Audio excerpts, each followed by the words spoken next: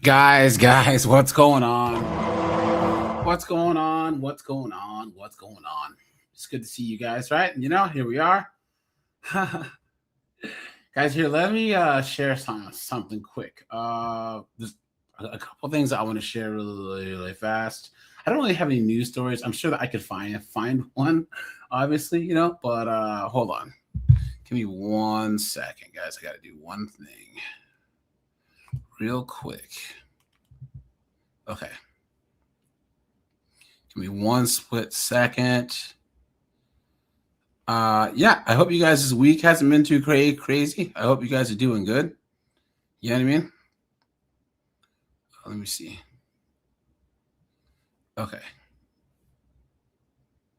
Why can't I bookmark this? Hold on. I have to find this. Here we go. Yeah, guys. So, guys, like the video on the way in. I appreciate that. I wish that I could find this video. Oh, here we go. I know where I can get it from. Maybe not. Yeah, guys, here, check this out. So you guys want to see how much women hate each other, right? Guys, any woman. Oh, here it is. Guys, well, here, check this out.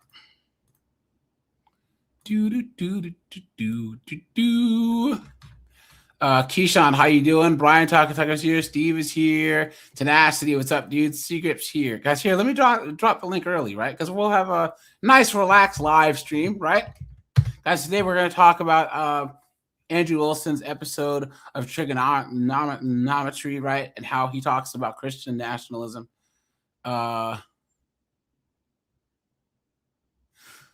Yeah, guys, we could talk about that MJ Gray chick that I posted about the other day, and how her whole platform is built on anti-marriage, and now she's getting married. Yeah, guys, here, check this out, guys. So, guys, this is proof that nice guys finish last. All right, now, guys, this is Coco Gauff. She's like, the number one or number two female tennis player out right now, right? Okay. Check this out. Listen to this. If you have a guy and they just treat you good and they do everything right, but it's still like just not there. That's how I feel about clay. Like I have great results on clay. I do well on clay, but my socks get dirty. Like I have to take off my shoes like before I get in my room. It's just a lot of things that I also don't like about it. But my career on clay has always been the first of everything. Junior title there, my first Grand Slam final, my first doubles Grand Slam. So it's just one of those guys. It's just, maybe nice guys finish last. Look at that. See? If you have a guy. So she's saying, yeah, she does the best on a clay court, but she hates it anyways, even though it's what's best for her. You know what I'm saying? And she's trying to, and she does the parallel with nice guys that treat you well, guys that do everything that they're supposed to do. Women hate them. They can't stand them, right? Guys, what a joke. What a joke. You see? Nice guys finish last, guys. Why? You can do everything you do. A woman can be with you, and her life is better in every way, and she'll still find a reason to hate you, guys. What a joke. What an absolute joke.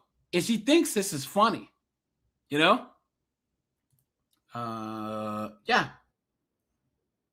Guys, this isn't funny. This tells you everything that you need to know about modern women right here, guys. What a joke. The easiest way to get cooked by a chick in the West is treat her like she's worth a damn. You know what I mean? Like, what else can we say? Let's see here. Oh, guys, I have one more here. Hold on. Let's go here. Check this out. If this isn't proof that women hate each other's guts, guys. Let's see. Here we go. Watch this. You to apologize for convincing me to divorce my husband and then instantly dating him. First of all, it was like months after you guys were divorced. We have this 3-year relationship, you and I. I told you, and we had these really intense conversations about you going through this divorce. You guys were not a good match. There was no intention of getting with him. We went out to dinner. We went out to drinks. You got to know him. And that's when you started really telling me that there were problems. I don't think that's a coincidence. No, it is a coincidence. So, guys, this chick divorced her husband, and like 6 months later, her quote unquote best friend was with her ex-husband.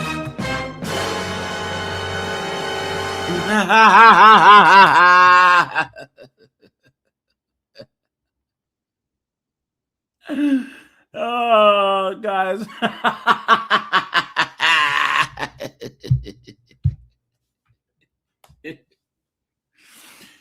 This is why I say all the time, a woman's worst enemy will always be another woman.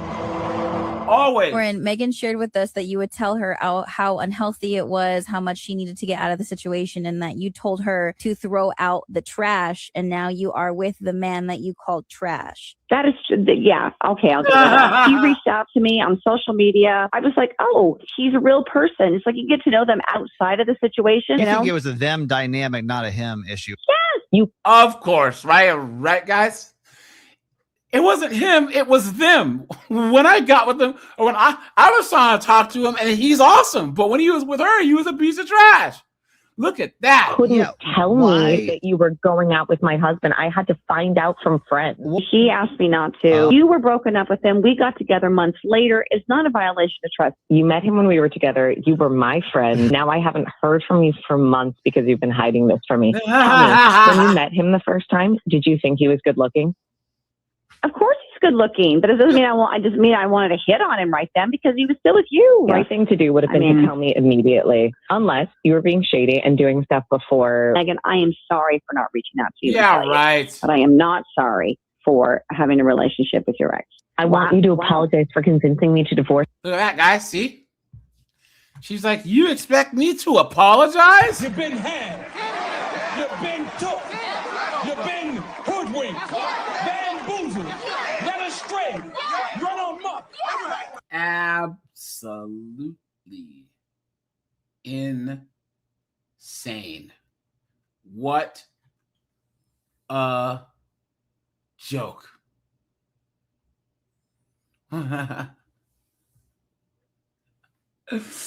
Guys, and they say, oh, well, you know, men don't really form real friendships. Nope, these women can't stand each other. They can't stand each other. What a joke, guys. You just gotta laugh. You have to. You know? Guys, hold on. Yeah, guys, this is an absolute joke. You know? Put a 1 in this chat, guys. If you've been with a chick and then her friend started hitting on you while she was in the bathroom, while while she wasn't around, yeah, you know, it happens all the time, guys, all the time.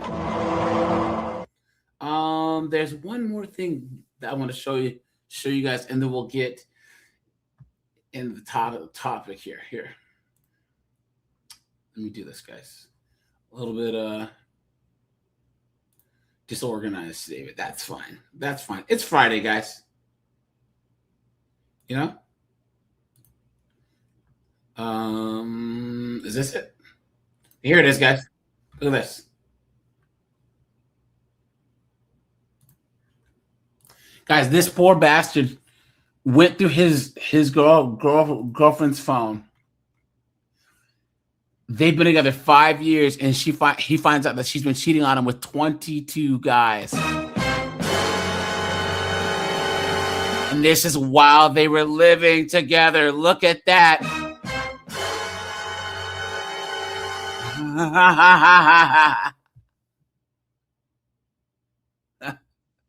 Cleaner, how you doing? Brian Tucker, what's going on? Good to see you guys.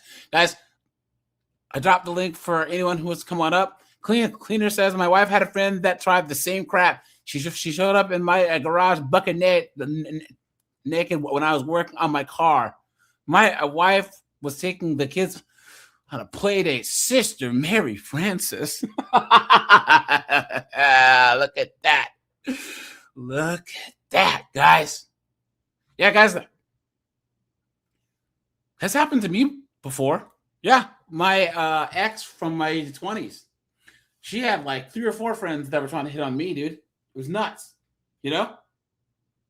And this isn't counting girls I was just smashing or talking to. They're, man, shoot. So, guys, we have a check this poor bastard out. Guys, we'll go over this, and then we'll get into the topic. Here we go. Look at this. Oh, my God. 1, 2, 3. I'm holding you. Please. Where that fucking look down.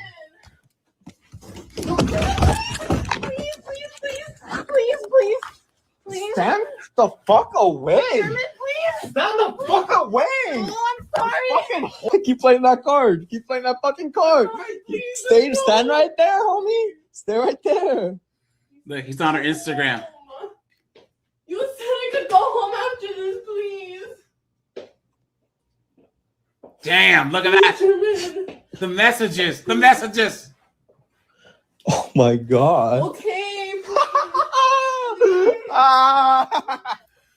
What does it say? Stay the fuck away. Okay, guess what, homie? Okay, yes, I was talking. Oh my. And guys, here's the thing. I want you guys to put a 1 if you agree. Guys, with women, cheating is not just physical. Cheating is talking to other guys, getting gifts and attention from other guys. Getting any type of validation from another man with the woman is cheating, guys. That's just how it works. The sex part's like obviously super bad, but guys, the fact that she's talking to other guys, a woman talking to another guy is the same, like having intimate conversations with guys is the same as a man physically cheating. Because us men don't just have conversations with chicks. You know, for the most part, us guys, a woman flirting with another guy is different than a dude. You know what I'm saying? Because most guys don't even know how to flirt anyways. You know what I'm saying? God. Oh my God, guess what? Oh my God. Stop fucking touching me, homie. Don't fucking touch me. Now, you guys might be wondering why he's doing that laugh thing. A lot of guys do. That's probably his like emotional response. He's just, yeah. He's trying to laugh to keep from crying. He's really hurt, you know? But it's his way to like process. Because I've watched this before, right? And you're that, bro. Do you see how he goes from anger to like, this is his anger response, you know? And guys, she better be lucky that he does that, instead of, getting physical. Because that's the other way to do it, is to just react verbally, but stand right there. 6 fucking feet, homie. Stay the fuck away. Please let me go home. Oh my God. Oh my God. Guys, this guy's heart is hurting, bro. He's hurting, man. This is, now that I'm watching this again, yeah. And people were like, this seems staged. No. This response is not staged. It's not. And guess what? Everyone's gonna fucking see this shit. And guess what? You're probably gonna get fucking fired. Crazy, huh? Oh my God, crazy. Oh my god, that's what fucking whores get. That's what fucking whores deserve. Oh my god, Look at that. 1, All these 2, dudes. 3. Oh my god. Hey, homie, homie. Let go of me. Let go of me. Please. Let go of Can I me. have my phone? Let fucking go of me. Don't touch me. German, please. Don't touch me, you fucking whore. Please. You No. fucking whore, don't touch me. All right, I gotta. Please. Yeah. Anyways, You Can I fucking have my ugly phone? ass fucking Can I have slut. Oh my god. And it goes on. look at that, guys. It's still going. Sad. Please. Look at that fucking victim. German. Just go in the bathroom and close the door. Please, please. Please. Stand the fuck away. German, please. Stand the fuck away. Oh, I'm sorry. Fuck out of here. Face, bro. Fuck out of here. Decided not to. Okay. He wanted me to find out this. That was bitch. Get the fuck out of here. Smack my shit. Oh, and there's her Thorta cousin or Thorta sister, right? Coming in to friggin' try and say something to him.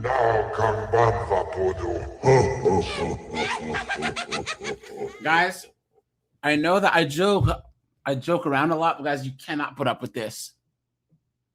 If some chick cheats on you, has a work husband, has her coworker she flips, guys, you're done. That's it. You're done. You don't owe her closure. You don't owe her anything, guys. Move on. Guys, you guys know what fixes everything is time. Time fixes everything, guys. And the sooner that you cut her off, the sooner that your heart can start to heal. You guys, this can happen to anyone. Married, dating, living with, black, white, Muslim, Jewish, Christian. This can happen to any of us, guys. The only thing that you can control is how you respond. Okay? Now, guys, once again, he's telling her to get out. You know what I'm saying? I actually think he's handling this pretty well, because he could be freaking, if this were other guys, they'd be, It again. Bro, I'll fucking sue your ass. Bro, post that shit and we fucking weird. Huh? I can't understand your fucking dumb ass. Get Okay, out. stop. I said told you. love me, I gave you love the me. opportunity to talk to me Okay. verbally, And you and you say you love didn't. me? You didn't. Okay. You decided not to. Okay. You wanted me to find out this way. It Okay. sucks. Okay. You're just fucking hurt. yeah, you see I that? am hurt. I know I am. Okay, cool. See, Gaslight, you're just hurt. That's all. Because you cheated on him with 22 dongs, you absolute dunderhead, guys. Talking about whores, people. They're everywhere. Insane. Look at that. And you're fat as shit. You're obese. I don't like you. Get the fuck out of here. Fuck out of here. Fuck out of here. You're obese. You're obese. He said you don't get business as he was smashing her friend. You idiot. What are these idiots talking about? You wouldn't know. You wouldn't know. Oh, this bitch really cheated on me. With 1, 2, 3, 18, 19, Damn. 20, 21. Hold on, let me see what it says.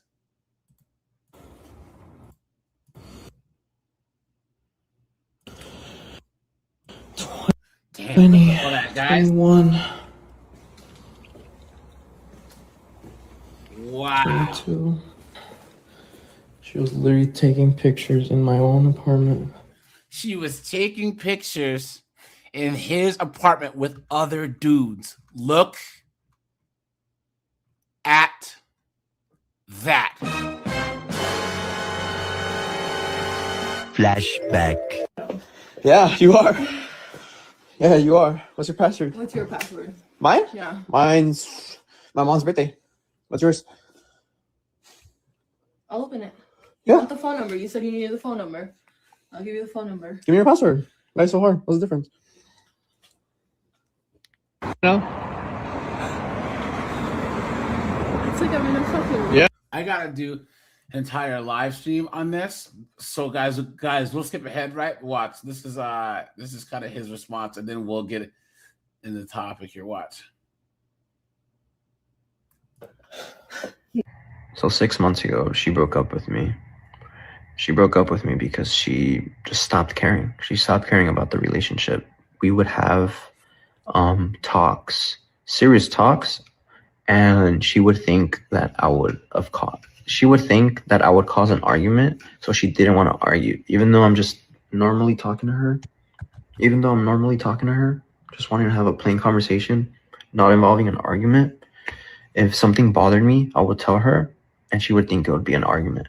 So we could never fix something that was worth fixing. Like something that genuinely bothered me, we couldn't fix because she never wanted to speak. She was tired of the relationship. She was just overly tired. So she broke up with me 6 months ago, and I was heartbroken. I was fucking heartbroken. I was depressed. I didn't eat. I couldn't sleep. I fucking just had the worst thoughts in my head. And I know there's many people that went through this shit, and it sucks. And you know what I'm feeling right now. But yeah, she broke up with me 6 months ago. Sad. It was the worst 2-3 months of my life. The worst. And obviously I wanted her back. And that's your mistake, guys. I was letting this play until this. Guys, if a chick breaks up with you, guys, it's over. It's over, guys. What are you doing? What are you doing? Why? I loved her. I wanted her back. And what I did, I just locked in, with work, making money until we find. So yeah, guys, that's this guy's story. He's cooked. Guys, I'll have to do a live on cheating here next week. But yeah, guys, poor bastard. Yeah, Clean is right. He needed a good bro to be there for him. Yeah, facts. Yep. Guys, anyone who's coming up, guys, hit the StreamYard link. I'll actually drop it in the Discord too, but let me just do that here. Hold on, I know a lot of guys look for it in the Discord. Hold on. So guys, Andrew Wilson, he was on trigonometry, right? And they were talking about Christian nationalism. Okay. And here's the thing. People got to understand, like, these trigonometry guys, A, they're comedians, and B, they're British. So their politics are a lot different than ours. So their idea of liberalism, conservatism are a little bit skewed. Okay? Guys, the British men went from the guys who fought in World War I and World War II and who had one of the largest empires on Earth to some of the most beta males on planet Earth. Guys, put a 1 if you agree. The British men just gave their country away. Migrants from areas where there's a lot of sand. You know what I'm saying? It's just crazy. It's just like the UK is totally cooked. And it's sad that you see guys like me and guys in the chat, American guys, we care more about the state of the UK than a lot of the British citizens do. There's no reason why you should go through parts of London or parts of Northern England and it looks like freaking Pakistan or whatever. That's just ridiculous. And guys, there's still woke liberal British chicks that are like, actually, I believe in multiculturalism and immigration makes us stronger. Please. You've been had. You've been took. You've been hoodwinked. Bamboozled. Led astray. Run amok. Thank you, Dev. Yes, all Western Europe's cooked. But guys, there is a big turnaround. Okay? Well, Western Europe has a big shift towards the right. Guys, even Sweden with the most woke prime minister female of all time. She took the most conservative immigration policy. They're not taking in any new refugees, asylees, or migrants. Guys, they're paying Uganda to take their asylees and refugees. Yeah, Mr. Smith. Yep, the UK is overflowing with cowards. Yeah. Yep. Facts. Let me see. And yes, a Jubilee, guys. I agree, guys. The UK, yeah, people don't. The UK should. Okay, guys. You can even make a better chance argument for the UK being mostly Christian, because guys, they have a state church. The UK has a state church. The king is the Pope of the Anglican Church. They have a natural, cultural, state-sponsored church. Now, the United States, we don't have an official religion, so the argument's a little bit But guys, while they technically allow for freedom of religion, but guys, they actually don't. Because if you live in the UK, the Anglican Church has like 3 or 4 seats in the House of Commons or the House of Lords or whatever, and you have to pay taxes. Every citizen's some of their taxes go to the Anglican Church. You know what I'm saying? So yeah, guys. So guys, the UK is cooked. Hopefully, there's a turnaround here soon. Because guys, put a 1 if you agree that the UK is where the United States would have been if Knucklehead Harris would have got elected. I'm dead serious. If Kamala Harris would have gotten in there, give her about 2 or 3 years, and we speed run to where the UK is now. What a joke. So, but all right, guys, here we go. So they're talking about now, guys. This is his discussion about Christian nationalism, and I want you guys to let me know if you agree, guys. Here's the thing: a lot of us red pill guys, we agree with a lot of Christian traditional values, right? But just not this trad con prosperity gospel foolishness that they have now, where it only holds women accountable. I mean, holds men accountable and not women, right? That's the traditional trad con mindset. Is men need to blank and women are perfect angels. That's the problem with trad cons. Trad cons back in the day, conservatives and evangelicals would hold women as much, if not more, accountable than men. You know what I mean? Because guys, once again, men's nature is inherently selfless and women's nature is selfish. The only thing that keeps women acting selfless was religion, shame, and traditional gender norms. And in the West, those 3 things are basically being destroyed. So now women's true base natures come out. They're selfish, self-centered, arrogant, anti-life, anti-family, anti-American, ignorant dunderheads.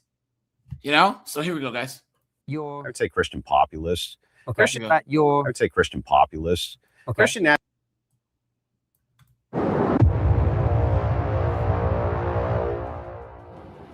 Do you call yourself a Christian nationalist? Is that your... I would say Christian populist.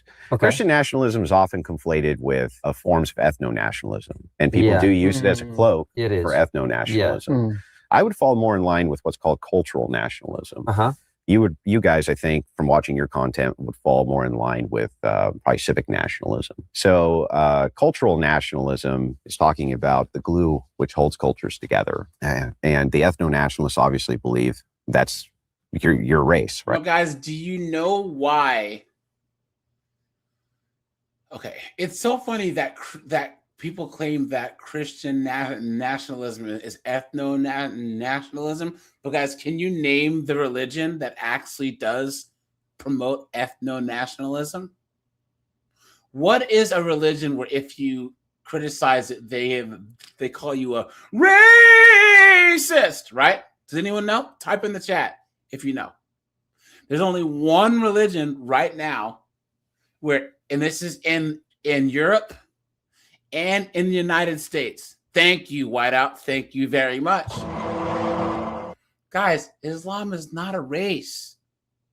But if you go to the UK or anywhere else, if you no, with the small hats, they will call you an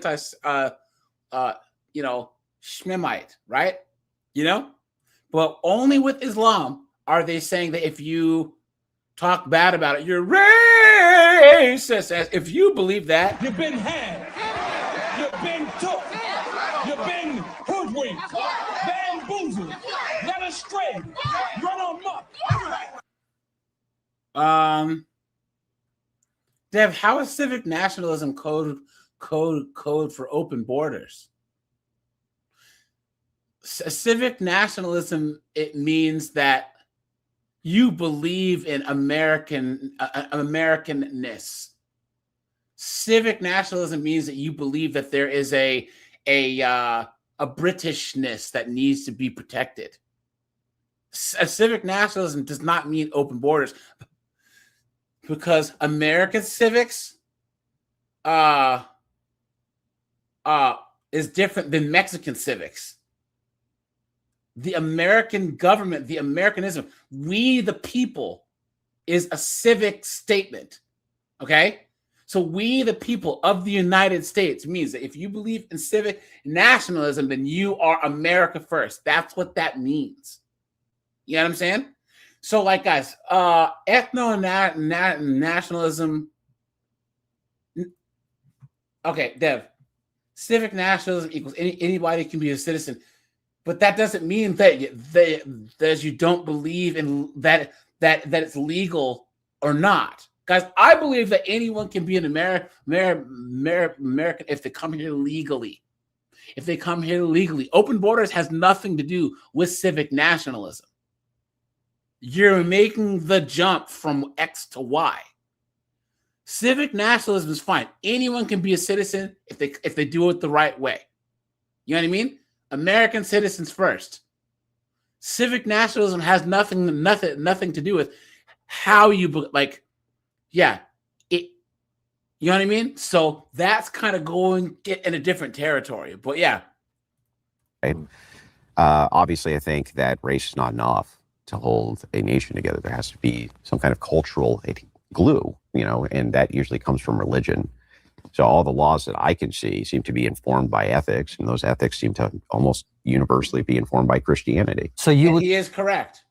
Now, guys, I want to remind you guys, right? I used to be part of the whole new atheist, Christians are stupid. You guys are dumb, bro. I'm going to debate you, because you're so stupid, right? But guys, now that I'm older and more mature, you realize, guys, American culture is informed by Christianity. Sorry, that's just the way it is.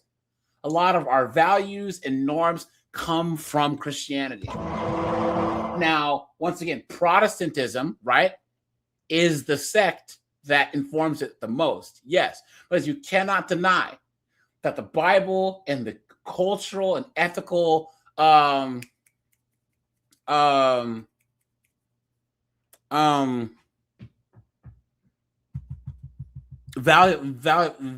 is a major part of our day-to-day life. Now, guys, we don't really have ethno-nationalism here in the United States, because we go by nationality first and then race second. Race is not an ethnicity, right? So as white Americans, white is not, you could argue white people that have been so far removed from Europe there's an ethnogenesis, right? Where white Americans are their own ethnicity now. Like a white person who's been here for 5 generations can't go back to Germany and say that they're German. That's not happening, right? In the same way that I'm Black and my family, I can't go to Africa and say that I'm African, right? So we've had an ethnogenesis of white Americans and Black Americans here in the States. But our standard is nationality first and race second. Ethnicity does not matter when people move here. We classify you as Asian, as Black, as Hispanic, or whatever. We invented those terms here, You support mass migration from Christian countries? No. Why not?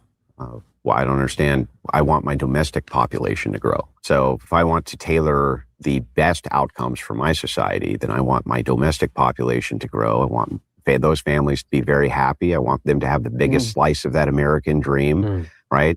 Because I'm Christian, but also a nationalist. So, Jubilee, you are correct. But what I'm saying is, once they get here, we can't look at Europe the same. Okay, I look at Europe the same way I look at Asia. Germans are ethnically German, okay? They're an ethnicity just like the Japanese are. The French are an ethnicity just like the Chinese are. The Polish are an ethnicity just like the Mongolians are. The English are an ethnicity just like Koreans.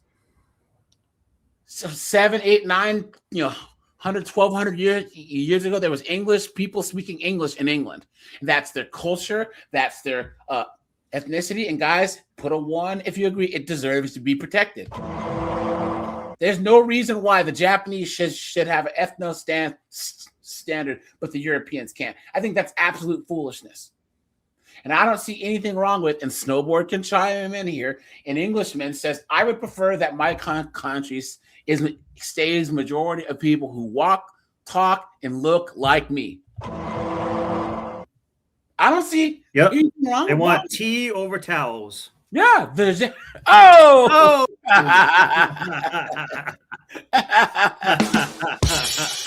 Yeah, guys, what's wrong with that? The Japanese say it. You know what I'm saying? The Japanese Especially if your culture is the more successful one that they're coming to. Yeah. You know what I mean? It's like, well, if you want to, live in a mud hut, go back to where you did. But here, hold on. But more than anything else, Jubilee, Keyshawn, Bang Your Mom, Tenacity. Guys, you can say, I want you to type an okay if you think this is okay, because we all think critically here. Guys, it is okay to say that some cultures are better than others. If you say that to a wokey woke, right, they're going to say, how dare you? Because I would say that a culture that doesn't believe in slicing off women's smitteruses, right, that does not believe in that is superior to one who does. Okay? I would say a culture that's outlawed marrying, not fully grown human beings, one that doesn't believe in that is superior to one who does. How is that a controversial thing to say? Guys, cultural relativism, Snowboard, do you know what cultural relativism is? Not really. Cultural relativism is where people say, oh, well, it might be okay that these dudes in Afghanistan, do things to young boys, but it's their culture, so it's okay. And it's like, no. What is that? Can you elaborate that far? They're trying to say that if people do things that it's okay for people to think that to do things in their country that's morally reprehensible because that's just their culture. It's okay. They can't bring that into the new culture, no. But it doesn't. But it's wrong either way. That's my point. Okay, guys, if you have a culture that eats people, bro, I don't care. There's no justification for eating people. Yeah. Unless you're an elite. Oh! unless you were on the island. Oh! Hey, if it's international waters, there is no culture. Oh!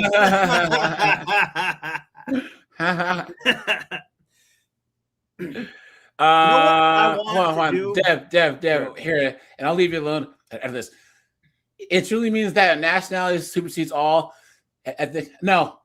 America supersedes all races. That's why in America we have Black Americans, white Americans, Asian Americans. Islam is a religion, bro. Islam is a religion. He says the only civic nationalism is that's a state based on religion. We are a state set on our ideals, on our national identity. Yeah. That's why anyone around the world can legally come here, take the citizenship, and be an American. Guys, if Snowboard and I move to Poland, even if we get a citizenship, we will never be Polish. If we move to China, we will never be Chinese. But anyone can come here legally and be American. Because Americanness supersedes everything else. And that's the beautiful part about America. That's why we are the greatest country on God's green earth. Guys, look at the Summer Olympics. Why do you think we kick ass at the Summer Olympics? Because we got the Asian dude playing ping pong. We have the white dude throwing the discus and doing the pole vault. We have Jamal Jenkins running the 100-meter dash. And Octavia, too. You guys, China has some 5'5" Chin Wu trying to outrun Jamal. Come on, man. You've been had. You've been took. You've been hoodwinked. Bamboozled. Led astray. Run amok. Now, guys, we live in a country where the majority of people just happen to be white. Okay? Guys, I don't believe in white privilege. Guys, I need you to type BS in this chat. You agree that white privilege is BS. It's stupid. It's an idiotic term. It's white people with white guilt trying to, guys, anyone that talks about privilege, especially these woke white women, all they're trying to do is find some reason to lecture the rest of you white people. That's all it is. They have nothing better to do, so they're going to sit there and tell Snowboard and all the rest of you white guys about your privilege and you're that and you're this and you're that. And there's nothing. It's not a positive conversation. They're not trying to fix anything. All they're trying to do is just talk mess. It's ridiculous, guys. There's majority privilege in every country that there is. The people who are in charge have more privilege. If I go to China, guess what, guys? I'm not going to have all the privileges that the Chinese have. But I can say, once again, guys, the United States makes the most effort to bridge the gap between the majority and the minority. And guys, I would say that's almost to a fault, honestly. You can say that there's ways that the majority has handicapped themselves. Guys, put a 1 if you think that it's gone too far. You know? I want to see caning in the streets. Yeah, I know. Singapore. Yeah. I'm serious. I kind of want to see that. I just got into like basically a road rage, and I almost just like, it's like I want to see that guy get caned in the street. yeah, guys. I do. Public punishment. I do. I really do. Yeah. So, and I don't want to see someone get deleted. And I don't want to see them go to jail. I'd rather actually see them get the pain. Get their feet beat. Yeah. Do something like that. Yeah. And then move on, because that will stick with them. You know what I mean? Like, some people kind of do need to be. Whoa. He said it'll stick with them. Oh! Oh, I didn't even get it.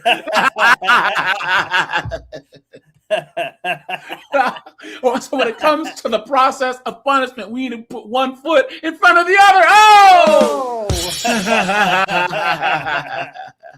But I do want to see caning in the streets. I really do kind of want to see stuff like that, because that would be such an incentive not to do stuff. Yes. It really actually would. Yeah. Because guys, look at this. Look at the West Coast. They let criminals out of jail. They just do everything again. Jail. I don't believe in jail. I believe in restorative justice. Please, guys, jail, prison. I'm telling you guys, if you start giving people, automatic life sentences for said crimes, or even then, save yourself time and money. Do what Snowboard says: public punishment. You know what I'm saying? In the town square. You know. Or even if it's just like something like a really stupid speeding ticket or something like that, take your lashes and go on. Well, the thing about it is this, but at the same time, we have to be things like speeding tickets and all of that. I mean, cops write fake speed. I mean, you were going 37 miles per hour over, 35, 37, 35. So it would have to be for like extreme things where they can use DNA and that's a gross exaggeration of it, but I just got into kind of like a road rage, so I'm blowing it out of proportion. But like I don't understand this, guys. If someone's snowboard, I have the fix for your problem. we should bring back dueling. Yeah. I'm dead ass. I'm dead serious. I talked about this the other day. Guys, the Chinese, the Japanese, the Europeans, certain indigenous tribes, guys, if you was talking mess, what back? I challenge you to a duel. It was sticks, it was swords, it was guns. You know what I'm saying? Like, yo, bro, people, that's why they say manners make it the man. Why? Because you had to have manners, or it was friggin' walk 20 paces, or you'd have to get your sword out. And whoever lost was wrong. Guys, even if your wife was talking mess, you could, if your neighbor's wife was talking mess, you could go up to her husband, whoop up, I challenge you to a duel. And guys, this is why men were allowed to discipline their women, because they could get them killed. You know what I'm saying? Because dueling is not a joke. It's not. And it's oftentimes it was to the death. Now, there were certain times where you could box it out and you can yield, right? That's what I would say. Because guys, states like Washington State is a mutual combat state. So if if Snowboard had his road rage thing in Washington State, you could have challenged you. You could have said, "I challenge you to a mutual combat," and then called the non-emergency number and said, "I need an officer here at Costco in the parking lot because me and this guy are going to do mutual combat." And then the cop would have showed up, and you said, "Go," and you guys could beat the hell out of each other, and it's legal. Now, snow grip. Well, how do you feel about that? I like that idea because there's been a few times where I have been, and I'm not a road raging type person, but this was kind of done to me, and I kind of just wanted to say to the guy, like, hey, like, well, I know that you're in the wrong here, like, so basically, I'm going to put up to basically what keeps happening, and this will come into what the dueling thing. Like when I go to back equipment into my driveway and stuff, these idiots, they'll like drive into you. Like when you're backing in, it's like, I don't understand why. Just stop and let me do what I need to do. And then you can go about your business. But they'll drive. I've never seen anything like it. They like drive into you. And then like, if I need to use the other lane to pull forward to like correct the trailer a little bit, they don't understand like that will happen, I guess. And they're in such a rush. So I got out and I told the guy, I said, like, do you see what you're doing here? How stupid this is? You almost just drove yourself off the road and hit me for what? And he's like, well, I thought there was room to go around. The person in front of me went around. I was like, they shouldn't have went around either. So what I'm going to do is I'm going to put two game cameras or something like that. Even to contracting the speed, because it's like, well, I know, and you also are speeding into me. There's no reason why this needs to happen. So but when I get out and yell at the guy, and if he said, you shut up, you're wrong, I'd be like, okay, we'll do mutual combat right at the beach across the street from here. I'll call cop right now. That would be perfect. Yep. That would be absolutely perfect for something like that. Because it's like, I don't want to be a rat and call the cops on people, but I'm going to start having to if they're going to endanger me. You know what I mean? Like, I don't want to have to do it. This would be a great mutual combat thing. I said this. I don't street fight. Well, not anymore. But you know what I mean. But guys, oh boy, there's been a couple times. I know. But guys, where there's a couple dudes back in college or whatever, they were talking mess, dude. Man, that was one of the best feelings on earth, just jaw jacking that dude right across the face, dude. Oh man, what as weird. There's this guy Jason that I used to know, and he was like a chick. He used to get drunk and just be a drama queen. You know what I'm saying? Like, oh, I'm gonna drive home drunk.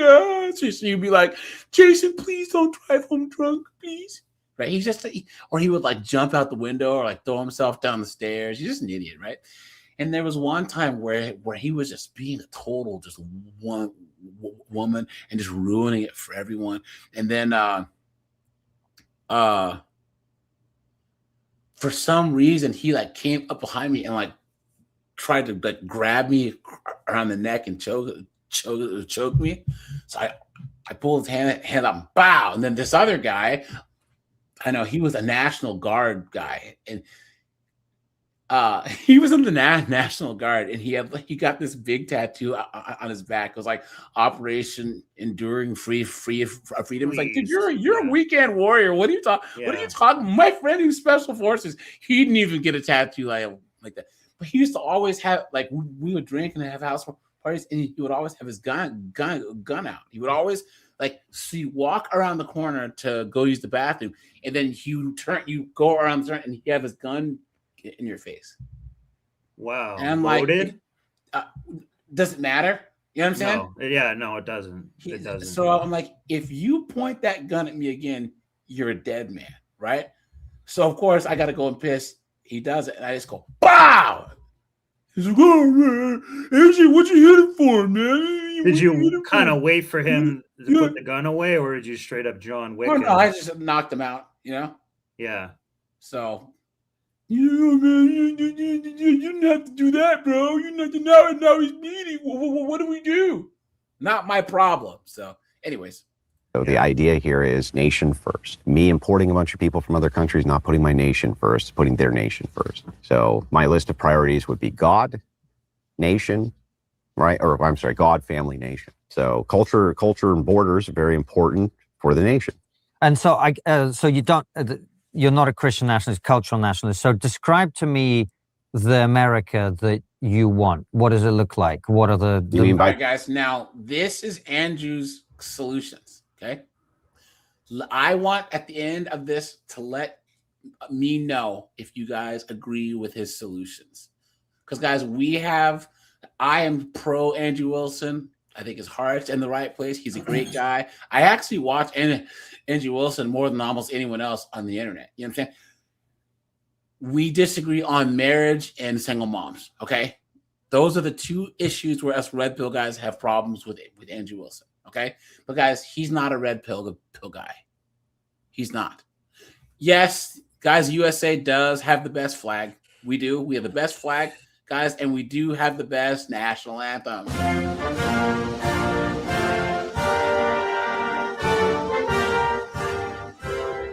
Guys, the part of it that we actually do sing, it's got an epic. It's epic. It's short. It's to the point. But guys, have you ever like watched a boxing match and then like one of the fighters is Mexican and they play the Mexican national anthem? It's so long. Like, well, why do these kind of places have such a long national anthem?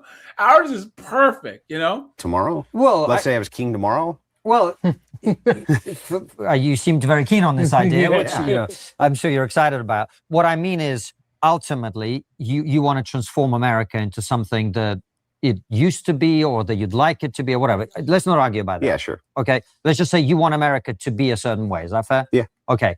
What does it look like once you've got to that destination? Once you've got to that perfect America, which represents your values as someone who's really interested in Christianity being the dominant force in society? What can you do? How is it different from what we have to do? So while I would say that there's this is a bit of like hypothetical utopianism, of course, as long as you're granting me that this is a bit of hypothetical utopianism.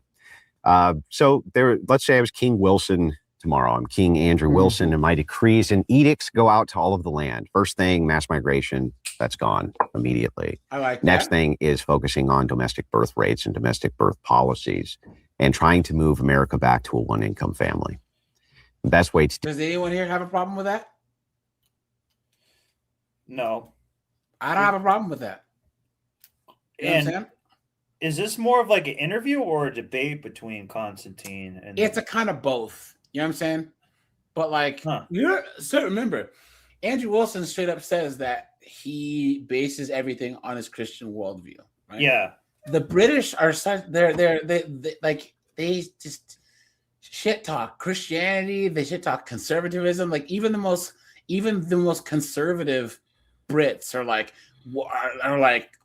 pearl clutching at what Andrew says, you know? So, yeah. But Andrew, I need to hear out his solutions. Maybe they're a little more practical than I've heard in the past, but they tend to be within the Christian vacuum. and you can't just make people to be an Orthodox Christian like him. But let's hear what he has to say. Well, but what he said about the birth rate, he would do propaganda. So in the same way that women have been propagandized the last 50 years to hate motherhood, to think that it's a clump of cells, where do you think this mindset came from? Propaganda. Yeah. So there would be the state and other organizations would use propaganda to change the minds. So this generation might be cooked, but the next one or the next one would actually be more about family values, having children, etc. Because that's what we used to do. That's what religion did. It propagandized people into traditional values. Yeah. You know what I'm saying?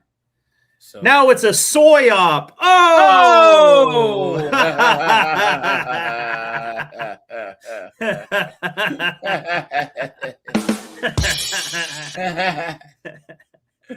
And they're all soyum. Oh!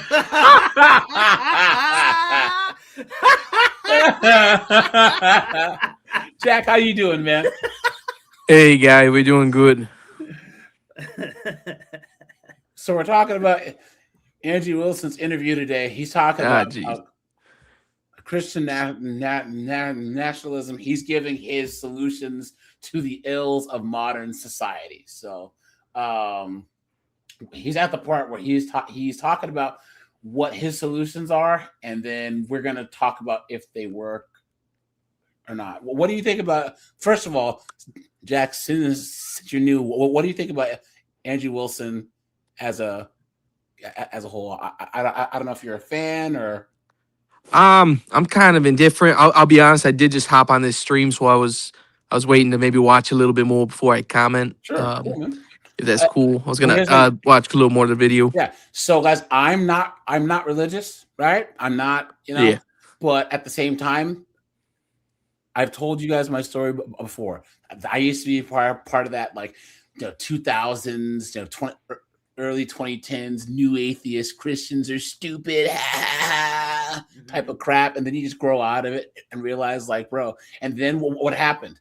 The whole atheist free thought movement they became the church of woke. Guys, when I used to go to free thinker meetups, we had Republicans, we had libertarians, we had Democrats, we had former Mennonites, we had former J-dubs, all this other stuff. But then over time, it's all of a sudden, they say the only arguments against LDHD TV or mass immigration are religious. So all of a sudden you started seeing all the atheist stuff, pronouns and LDHD TV and baby deletions. Wait a second. You know what I'm saying? Wait a minute. I would argue now and put a 1 if you agree with me. The modern day free thought groups are actually more religious than they claim Christians are. Because they do purity tests, they excommunicate people, right? It's crazy.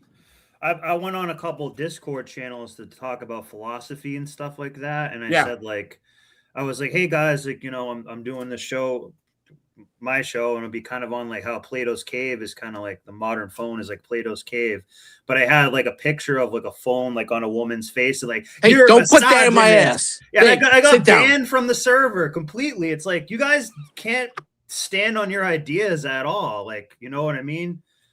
Jack, what are you talking about, dude? I didn't really hear what he said. I don't know. So but I'm just saying I got kicked off 2 Discord servers, and I wasn't even swearing or anything. But it's hey guys, this is philosophy. We're supposed to be debating ideas here, and I'm doing it in a respectful way. If you don't agree with me, just you don't have to ban me completely without having a rebuttal. Yeah. You know what I mean? I hate that. I hate that. It's what's the point of any of it then? And if how about you make me wrong? If I am wrong and learn something, I will say it. But the thing is, they claim to be about truth and logic and all this other stuff. But they will say, yeah, I thought so.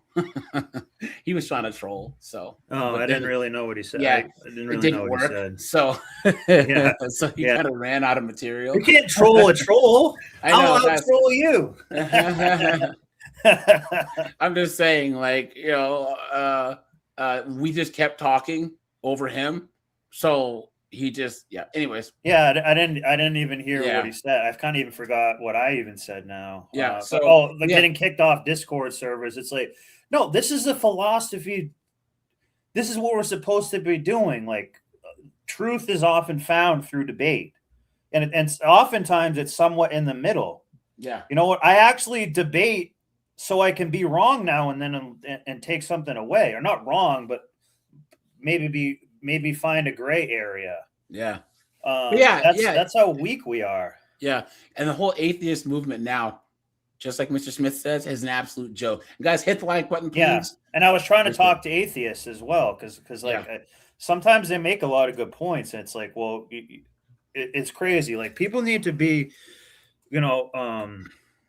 don't have such thick skin when it comes to ideas. Like, but once again, when if you're gonna have all atheism is do you believe in God or not? Anything other than yes, you are an atheist because you don't have that belief. That's it.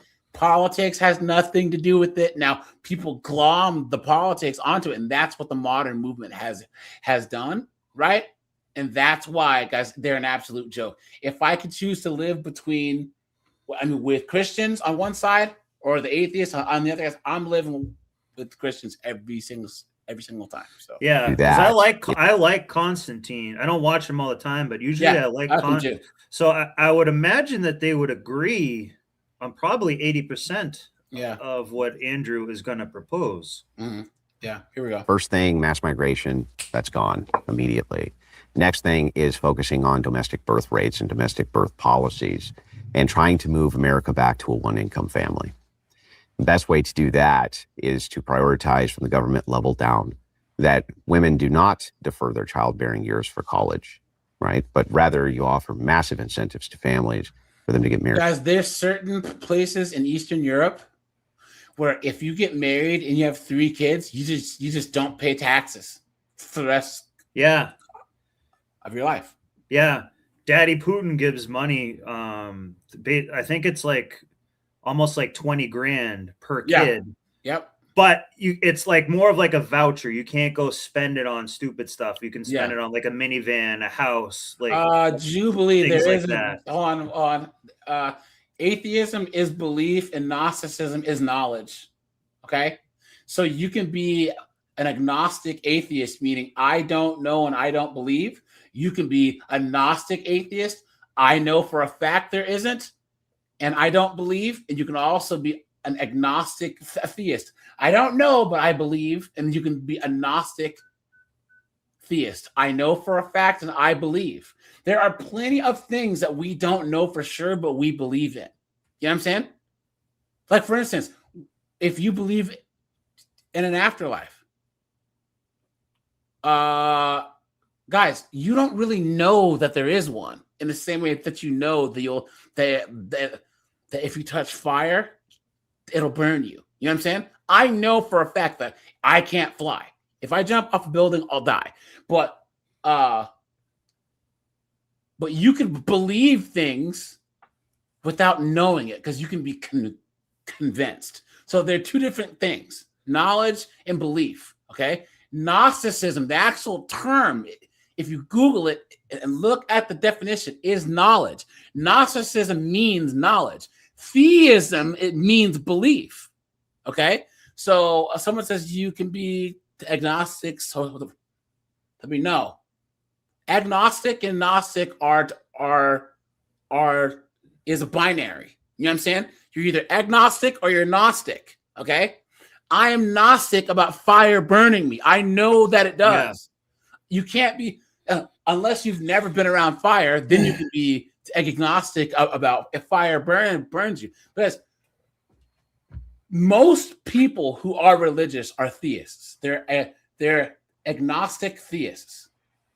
Okay, because they're like, even if you're convinced through evidence, you can't really truly know unless you've seen God. You know what I'm saying? Unless you can prove it. You know what I mean? Like, so I'm talking a definitively Tower of Babel, burning bush. You could say that the people in the Bible, as they were presented, they were Gnostic theists because they actually had acts that God did to show them that he is there. You know what I'm saying? So when people get these terms kind of thrown around, theism deals with belief. Is Gnostic derivative of gnosis? Gnosis, the Greek word that's like not. I'm not sure because they seem so. sort of. I would. Yeah. I kind of thought that they were, but they might actually not be. They might be a few degrees. So gnosis is Gnosis. Yeah. Yes. Gnosis means knowledge. Yes. And then Gnostic is like an application to a person. So yeah. So it's like a derivative of of that. Okay. Mm-hmm. Okay. That's how that's what I thought, but I wasn't actually sure because but guys, once again, I don't know. All theism, atheism is do you accept the God claim? Do you believe that there is a God of any kind? If you say yes, you are a theist. Anything other than yes, you are an atheist. Period. That's just the way it works. Because you either accept something or you don't. Guys, I cannot accept. Okay, belief is not a choice, guys. It's not. I could not ask any of you guys to just start believing in Santa Claus tomorrow. I can't ask you guys to start believing the sky is green. You have to be convinced through evidence. The brain. That's guys. Put a one. If you've had a aha moment where you heard something, or there was something that you saw that was like, that's gnosis then. Like undeniable. Well, no. You are convinced to believe it first. Belief informs your actions more than knowledge does, because you can believe things first before you know things. That's why you can be tricked. If I convince you to believe that I'm going to pay you your money back, and I skedaddle with it, you never knew that I was going to give it back, but you believed it. Yeah.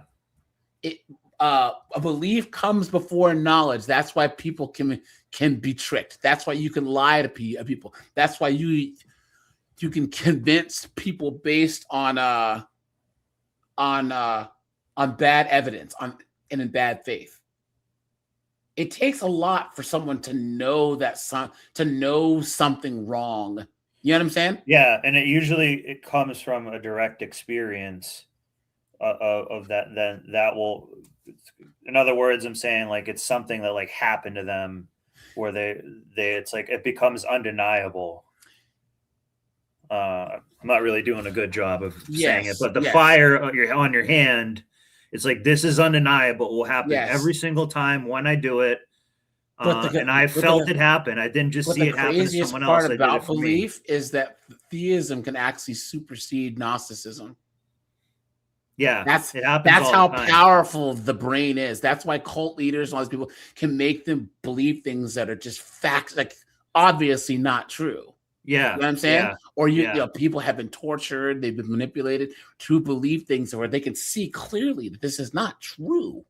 But but the belief is more powerful, and belief informs your actions. Yeah. And that's why and if that belief gets busted for some people, it's like their whole life crumbles. Yeah. Their worldview crumbles. Everything else was built around it can be a lie as well.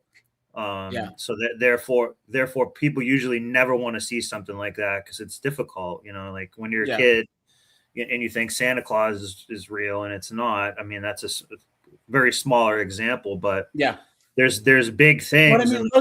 But look at people who leave like the Mormon church or the J-dubs or people who leave Islam, right? It's not just the religion, it's your cultural community norms, it's your community, it's your belief in the afterlife. That's some scary stuff. I talk to people, guys, who have like post religion trauma. You know what I'm saying? Because everything that they've ever known is just gone. It's crazy. Same with cults too. Yeah, like a lot of these Christian churches they get to like the cult type level because people like there's a lot of people right now who are lonely. They're scared. They don't know what to do. So that they're like, oh, well, you need a community, and now we're like your family. So now it's like your whole family rejects you, and generally you don't have a ton of friends outside of that. Snowboard. Think of this. This is where like hate groups and gangs come along, right? What do you think? Why do you think so many young men, black, white? I know why. Join gangs. No, because the dad's not around. Oh, but seriously though, they offer the community and the belonging, and also, okay, guys. So I have two friends of mine that are from Aberdeen, Washington, right? And they were both like, they were all about the whole, mustache man stuff. You know what I'm saying? They were part of that neo. Don't type the word in the chat, guys, please. And what happens is like when they grew up in Aberdeen, which sucks, there's unemployment. Aberdeen sucks. On TV, it shows that white people are supposed to be successful. They're supposed to have money and power and wealth and a house and kids, and they didn't have any of that. And they go, oh, well, the reason why you don't have said thing is insert said group. And that's how you lead people down the hate road. It's the same with these pro-black groups and these Israelites and all them. They think that the reason why all their problems are where they are is because of said group. Yeah, and religions it's are the easier to same have way. someone to point at and blame instead of being responsible. Because people also like to hate something, too, myself included. Every now and then you kind of like something to hate. And I think it's in everybody a little bit. I'm not saying I blame all my problems on, certain things, but sometimes people all want something to hate. That will never go away. I mean, a lot of people hate their next door neighbor. They actually really do. They just, they kind of quietly don't say it, but it's almost like a motivator for humans. Sometimes like people are motivated by something negative more. But that will be the why they're not responsible.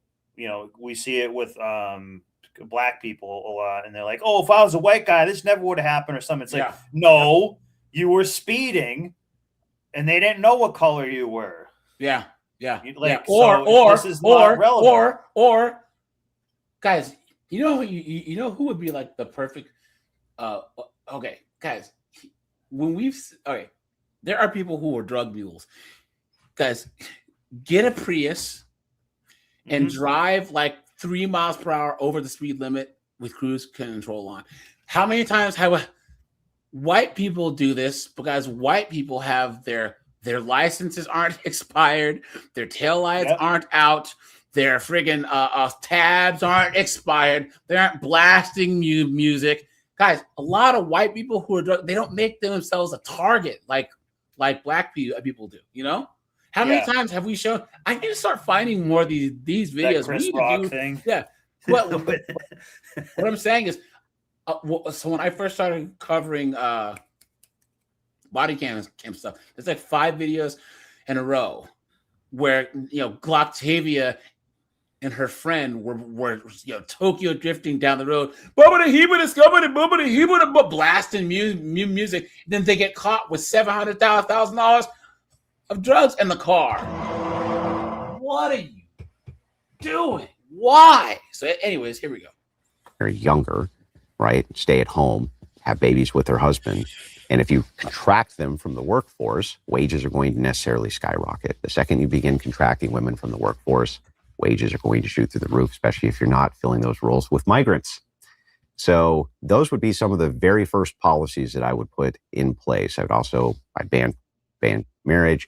I'd put in some kinds of laws. So guys, he said he would ban corn and he would ban same-sex marriage, which had dominion over the airwaves when it came to degeneracy, right? Meaning, I don't think you should turn on Fox or Channel 32 and see naked women. I don't think that that's good for the public. I don't think it's particularly useful. I would probably outlaw smartphones, or put age restrictions on smartphones, probably till you were like 18 years old. There would be some pretty restrictive things that I would put in place, but they would also maximize it would also maximize human ethical flourishing, right? The idea here is like, why do kids need to be looking at smartphones and training their brain towards smartphones? It's been terrible for them. No, we just did it. Guys, there's a difference between tech literacy and literacy. And how many times have we talked about how bad that American schools are, right? There was this big push towards screens and laptops and tablets and all this crap. Guys, tech literacy has nothing to do with actual literacy. How is it that people were actually more educated, better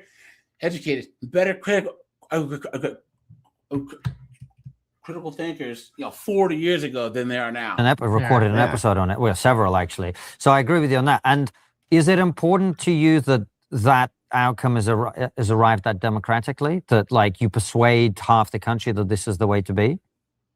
So ultimately, the views of what's best for the nation, that's what's going to be first and foremost in my brain, right? Yes, the religious aspect, it's always going to be God first, but from like the things that I can do something about, it's going to be from the national level. The nation that we have is a checks and balance based republic. So obviously I'm going to work within the confines of that in order to make as many compelling and convincing arguments and as many compelling and convincing things I can possibly do to move people towards this view. But remember, the problem with democracy, the big hole in it, is you can democratically remove it. So you can vote out democracy. It's built in right into democracy to be able to do that. And the most American thing you can do is to remove amendments and put in new amendments. We do it all the time, right? And is that what you'd prefer? You don't want America to be a direct democracy? No. What would you like it to be? I would like it to be what kind of stupid question is that? Guys, America is not a democracy. It never has been a democracy, you dumbass. Guys, we are a constitutional republic. Guys, our system of government is the best system ever created. And yes, it could still get better, which is why we have the ability to make it better by amending the Constitution. The best system ever.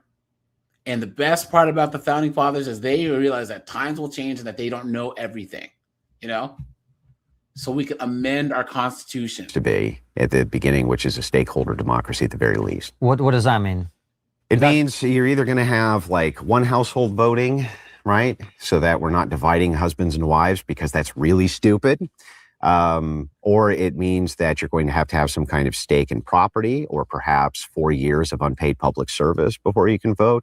There has to be some skin in the game, in other words. I'd also raise the voting age, probably to 25, right? I think. Would women be allowed to vote? I mean, to at least the degree that men are, but I don't want men to vote for the most part either. I don't think it's a great idea. But it would be equal between men and women in your view. Really? It doesn't sound like it. If you want household, well, what I mean is, it sort of sounds like, well, forgive me if I'm misunderstanding this genuinely, you'd like people to get married and to vote as a household, which I imagine would kind of mean that the head of the family, which is the husband, would tend to decide that. And if a woman isn't married, presumably she wouldn't be getting a vote partly for that reason. Yeah. Is that fair? Sure. Okay. Yeah, what's wrong with that system? Sounds great. I'm just interested in exploring. Well, it sounds great to you. I'm just interested in... The thing is like, it's really hard. It's really difficult. When people think of things like, what's the argument against this? This is an immutable character. How could you argue that shouldn't be able to vote or that men should be? Yeah, and guys, it's so funny that when you ask that question, the very asking of said question, should 304s vote, right there? How dare you? But guys, here's the thing. I honestly, guys, why should they? They have all the privilege of the vote, but with none of the responsibility that us men have.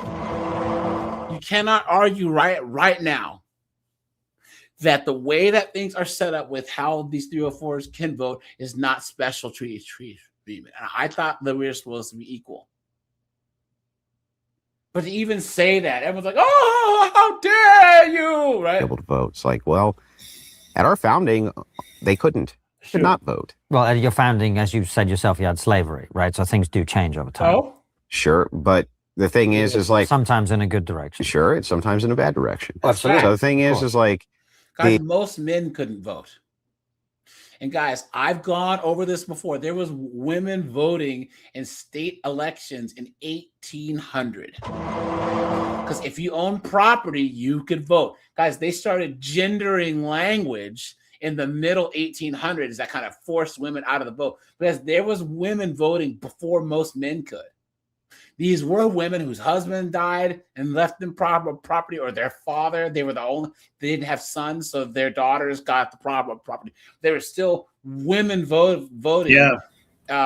In Jersey, and I believe New Hampshire or Connecticut, one of those. But Jersey's had a long string of women voting for all and freed black slaves who owned property. There was black people voting in like 1806 in New Jersey. The idea that they had there was that most men couldn't vote. There was no universal suffrage for men, including slaves, right?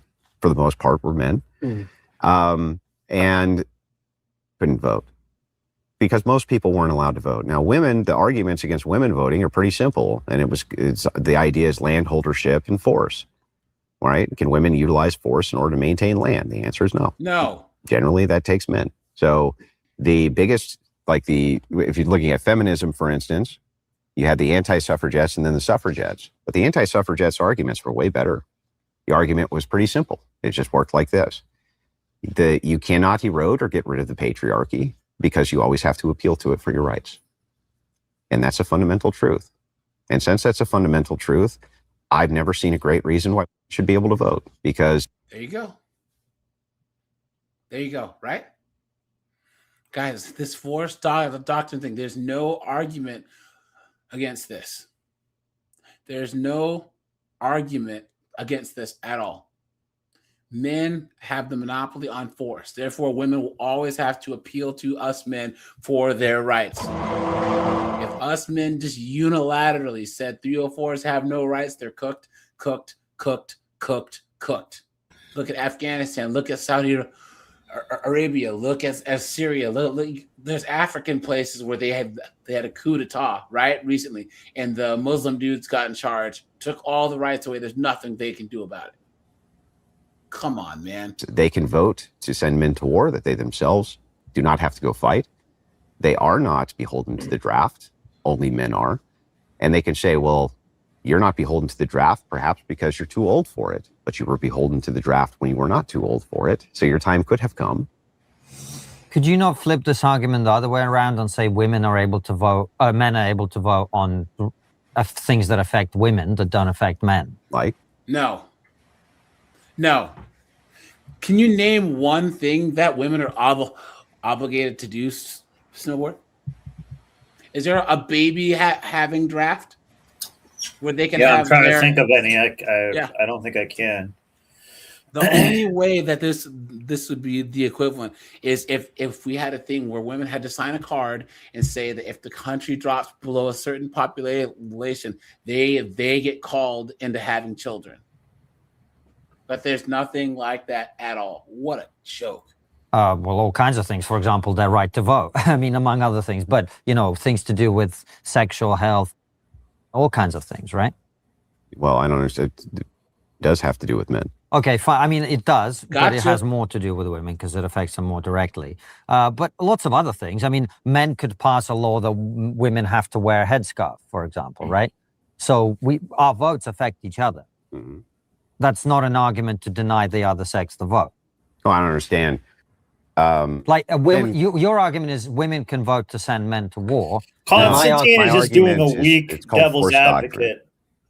He's just trying to play devil's advocate, but it's kind of a little bit of a weak Once position. again, he's a British conservative. So British conservatives are like still our liberals here. Yeah, that's true. He honestly hasn't considered this before. Like when we talk about the fact, okay, he talks about the ills of society with the UK, and he's based, but he will not come to terms with the fact that women are the reasons why said ills are a thing. Put a 1 if you guys agree. Yeah, that is Constantine's problem. Yet women vote for every single negative thing in society. LDHD, TV, Transformers, open borders, defund the police, right? All this other stuff. But they're the primary victims of said things, not us. So my argument reduces to this. If you always have to appeal to one sex for your rights, right? Then why are you being imbued with the responsibility of that at all? Because women have to appeal to men for their rights. And anytime men want to take rights away from them, they can, like that. And there's not a damn thing women can do about it. And if you want proof of that, let me show you half the world. Anytime, collectively, men say, have no rights, they don't have any. And that's that. And there's not a damn thing that they can do about it. So the idea that they can erode the patriarchy or remove the patriarchy or in some way get away from the patriarchy to be strong, independent women is nonsense. They're just always appealing to the benevolence of men, always. And so I don't even understand what the purpose is of the vote for. What is it? We can literally, via force, take it whenever we want anyway. What is the point here? Well, I would imagine the point is to include the voice of half the population, which is naturally set on different priorities to those of men. And since we live in a society which is half female, it would be worthwhile to include their perspective in how we make decisions. Why does voting because it affects them as much as it affects us. Have you? Let me ask you a question. Are you aware that in the United States we abolished alcohol for a period of time? I've seen some movies about how that went. Who got that amendment passed? I don't know. Women. Okay. Oh, no. If you want to have an argument about our disagreements with how women choose to vote. No. There's not they much couldn't vote. Oh, I see. That's what you're saying. Okay. And guys, this is absolutely true. How is it that women managed to get certain laws and amendments passed, but they couldn't vote? You know what I'm saying? Because they were at the brothel house. That's why. No. They were considered the morally superior sex, right? So what they could do is they could leverage men morally and say, "Look, this is a moral thing to do." Like women have always had a lot of political. There's been wars started over women. Countries have gone to war over chicks. So this whole thing where they say that women have to cast a ballot to actually get stuff done politically is absolutely insane. You know? So, and then they actually couldn't be manipulated either. Idea that women, well, like, let's start with this. Do you want women to be able to get drafted in the military? I personally don't, no. Why? Why? Beta! Come on, Constantine. I'm losing respect for him. I've never really thought about it, but it's just an instinctive reaction, actually.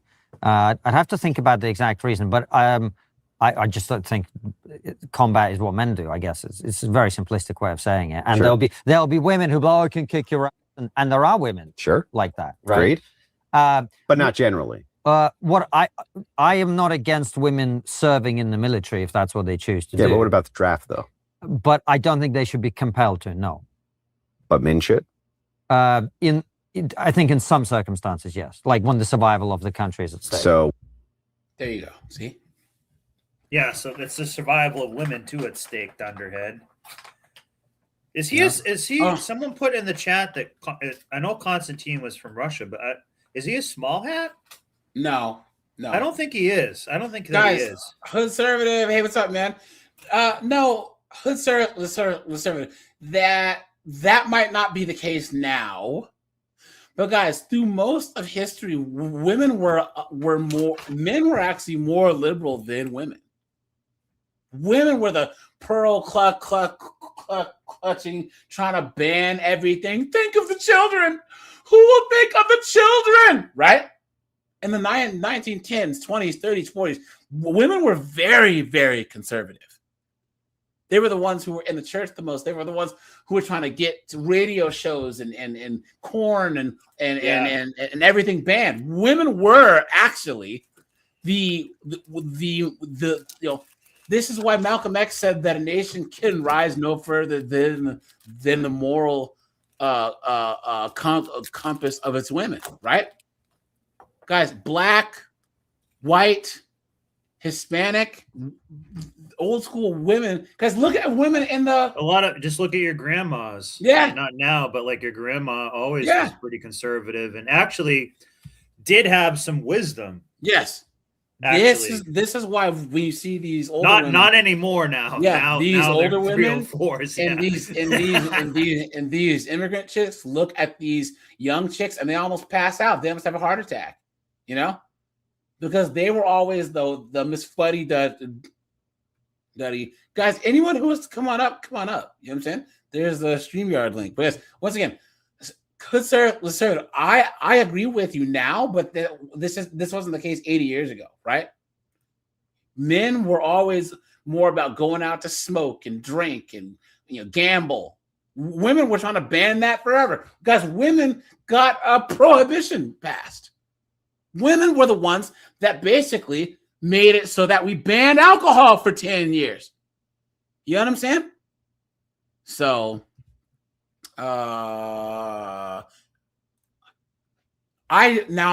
this I do believe. Morality is male coded, yes, but here's the thing. Your religion, shame, and societal norms is what propagandized women into the morality that men have. Men had mechanisms in order to make women moral. Okay. As those things have eroded, that's when we see women's true nature. But look at these evangelical or the puritanical chicks, whatever. Who are the most pearl clutching? They want to ban everything. Nancy Reagan type. Yes, the Nancy Reagan types. That comes from church religion, which is patriarchal. So yes, you are correct, conservative. What I'm saying is, that mindset was beamed into women's minds because women are sheep. So we are agreeing, right? It's male coded, and that, guys, it takes a lot. Okay. Like women used to have to be more about a grand, let's take it back like 50, 60 years. The guy would always be like AJ said, want to drink, want to party, want to, get into kind of mischief and all that. And the woman would kind of have to keep him in line. And that was kind of a good thing. And this is when women had class and were not 304s but I would church also say too, guided them a lot. That as men have got, think of this. When men have it too easy, that's when our morals slip too. Yeah. Once again, the same thing that keeps men acting in our natural moral frame is purpose, achieving goals, hardship, overcoming things. But once that goes away, survival. Yeah. Once that goes away, that's when you have destiny and all these degenerates. Yeah. Guys, think about how bad society has to be. It's true. It's true. I never thought of it that way. Think of this. Think about how bad society women don't know has to be. They just know oral. Oh! That's why they swallow their pride. Oh! That's true, guys. Think of this. Think about how easy people have to have it in society for a destiny or any of these beta male liberal goofballs. Guys, if this was the old days, guys, imagine what the rest of us men, what Cleaner, myself, Bang Your Mom, Hood Conservative, imagine what we'd have done to idiots like Destiny and them if this was the 50s. Yeah. You know what I'm saying? Imagine if we were like the Aleuts and the Eskimos, where if you were useless, they would put you on an ice floe and let you float out to sea. You know what I'm saying? They weren't playing games back then. They weren't, guys. And as society erodes, right, we see women end up their base nature coming out, and then men gravitating towards women's nature. You know what I'm saying? And guys, I want you to list the traits of a woman's base nature: chaos, ignorance, arrogance, hubris, right? Yeah. Degeneracy, Narcissism. irresponsibility, Consumerism. materialism, 304ism. STDs. Oh! Women get a privilege, men don't. And they get. act like a dog. Sure. Oh! Why, men so, get certain privileges but too. so why do they have equal rights? No, what privileges? Name a single privilege men get that women don't have access to. What? You mean legislative? Anything, like literally What, anything in life? Any aspect, whether it be governmental, social. Women have all the privilege. All the privilege. Oh yeah. Hey, when the Titanic. Stop. Take a second and hit the like button, please. I'd appreciate that. Thank you so much. Titanic goes down, who gets on the lifeboat? Yeah, but that's a very narrow context. Well, who dies in childbirth, right? Like, I mean, come on, we're different. Are women having kids in the West nowadays? Nope. Women aren't having kids nowadays, you dunce. And almost no women die in childbirth anymore. Thank you. Well, some still do. Sure, but I mean, Right. some people die. Just like, I mean, there's probably Guys, every day there's men who go, all right, dear, I'm going to work now. Bye. And they don't come home. Right, snowboard? How many guys that do snowboard's job where he's tree trimming or whatever, and something happens and they don't come home? How many truckers? How many soldiers? Right? How many police, firefighters kiss their wives goodbye and never come home? more women that die in childbirth in America than people who die on the Titanic in the modern. Yeah, age, is right? childbirth avoidable? You just don't have right? No, Gotcha. but what I'm saying is there are outcomes that are better for men in life and for women, and that's No. a fundamental difference between men and women. Yeah, I Like some of understand, our but different I'm talking biology. about privilege. What are any? Can you give me any privilege at all that men have that women don't? Whereas I can give you tons of privileges that women have that men don't. That's what I'm asking. Privilege. Well, I mean, the privilege concept outside the legislative framework is a difficult one. Even inside of it, I'm asking for both. Either, any, in fact. I don't have the data on all this stuff. I would assume there are contexts in which men are more likely to be employed for a certain thing because they're more likely to be perceived as authoritative, as leaders, things like that. Although that has changed with the kind of... Come on, guys, hear it. We'll take a break here. Look at this. How do you get people to think the way you think without like extremely harsh law? Why would we need extremely harsh law? Does it seem like I'm having trouble convincing people to think like I think? The truth is that That's a good point. is that just through debate, dialogue, right, and the differences and clashes of ideas, it's very easy for me to promote that Christians should be the dominant force of culture. What are Christians promising to do bad to you? Oh, we're going to eliminate pornography. We're going to eliminate OnlyFans. We're going to promote nuclear families. What is it that Christians are trying to do I think that's Florida- so bad to you guys? You know, I think obviously the states play into this. Florida passed a bill where you can't log into porn websites unless you have ID. I think it's good. I'm saying the law can work for your favor. Sure, Christianity is making such a social comeback and Christian nationalism will win. You can look at the odds markets even on this. Christian nationalism is winning because of the backlash towards degeneracy which classical liberalism allows through art and culture. If you enjoyed that. Gotcha. guys, I'm not religious at all. But I agree. I honestly This logic. I honestly do, you know? Here you go.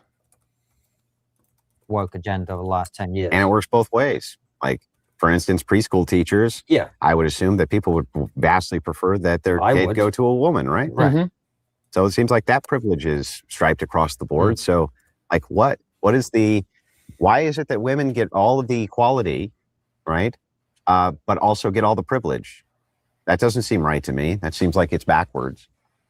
So, like, I'm still waiting to hear from anybody ever. What are these privileges men have over women versus what women have over men? So, if you can guys put a 1 if you agree. Sorry to say it, but Christians are the most tolerant religion, especially almost too tolerant in the West. Guys, I would say that Christians are tolerant to a fault. It's that whole turn the other cheek thing, dude. Man, yeah, they're getting their cheeks clapped because they're turning. Yeah. I was gonna say, I think that's one of their faults because even with a lot of Christianity. So it's like, well, if I just sin all the time and I'm born imperfect and Jesus just forgives me, like, well, what's really the point of not sinning then?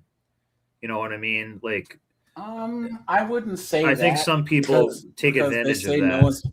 I would say that when you have these trad cons who let Nala Ray and all these whores in there, right? All of a sudden she's allowed to preach and have all this other crap when she should shut up and actually do something to actually pay penance for all of the sinning she's done, right? You know? Yeah. That would be it. But guys, you can say anything you want about Jesus, the Bible, you can say anything you want, and you won't. I mean, most Christians won't punch you in the face, right? But think about people who even infer that they're criticizing like Islam or whatever. You know what I'm saying? You get cooked. You get cooked. So, and you can be drafted. You can be sent. Remember off when to people war, were blowing up? right? Like, all right.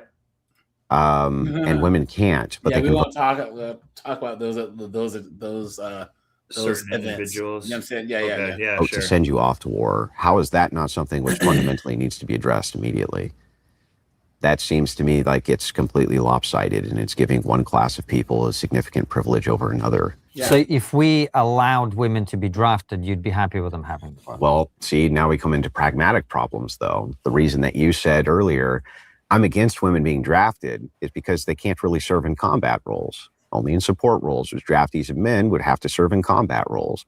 The reason women don't do well in combat roles is because, well, driving tanks is hard work. It takes muscles, and you got to, run the shells, and you have to carry hundreds of pounds of equipment with you, and you have to do all of this type of thing. And generally speaking, women aren't equipped for it, which is why we've never had a female Navy SEAL to date, even though they've been trying for like 25 years. We still haven't had a single one.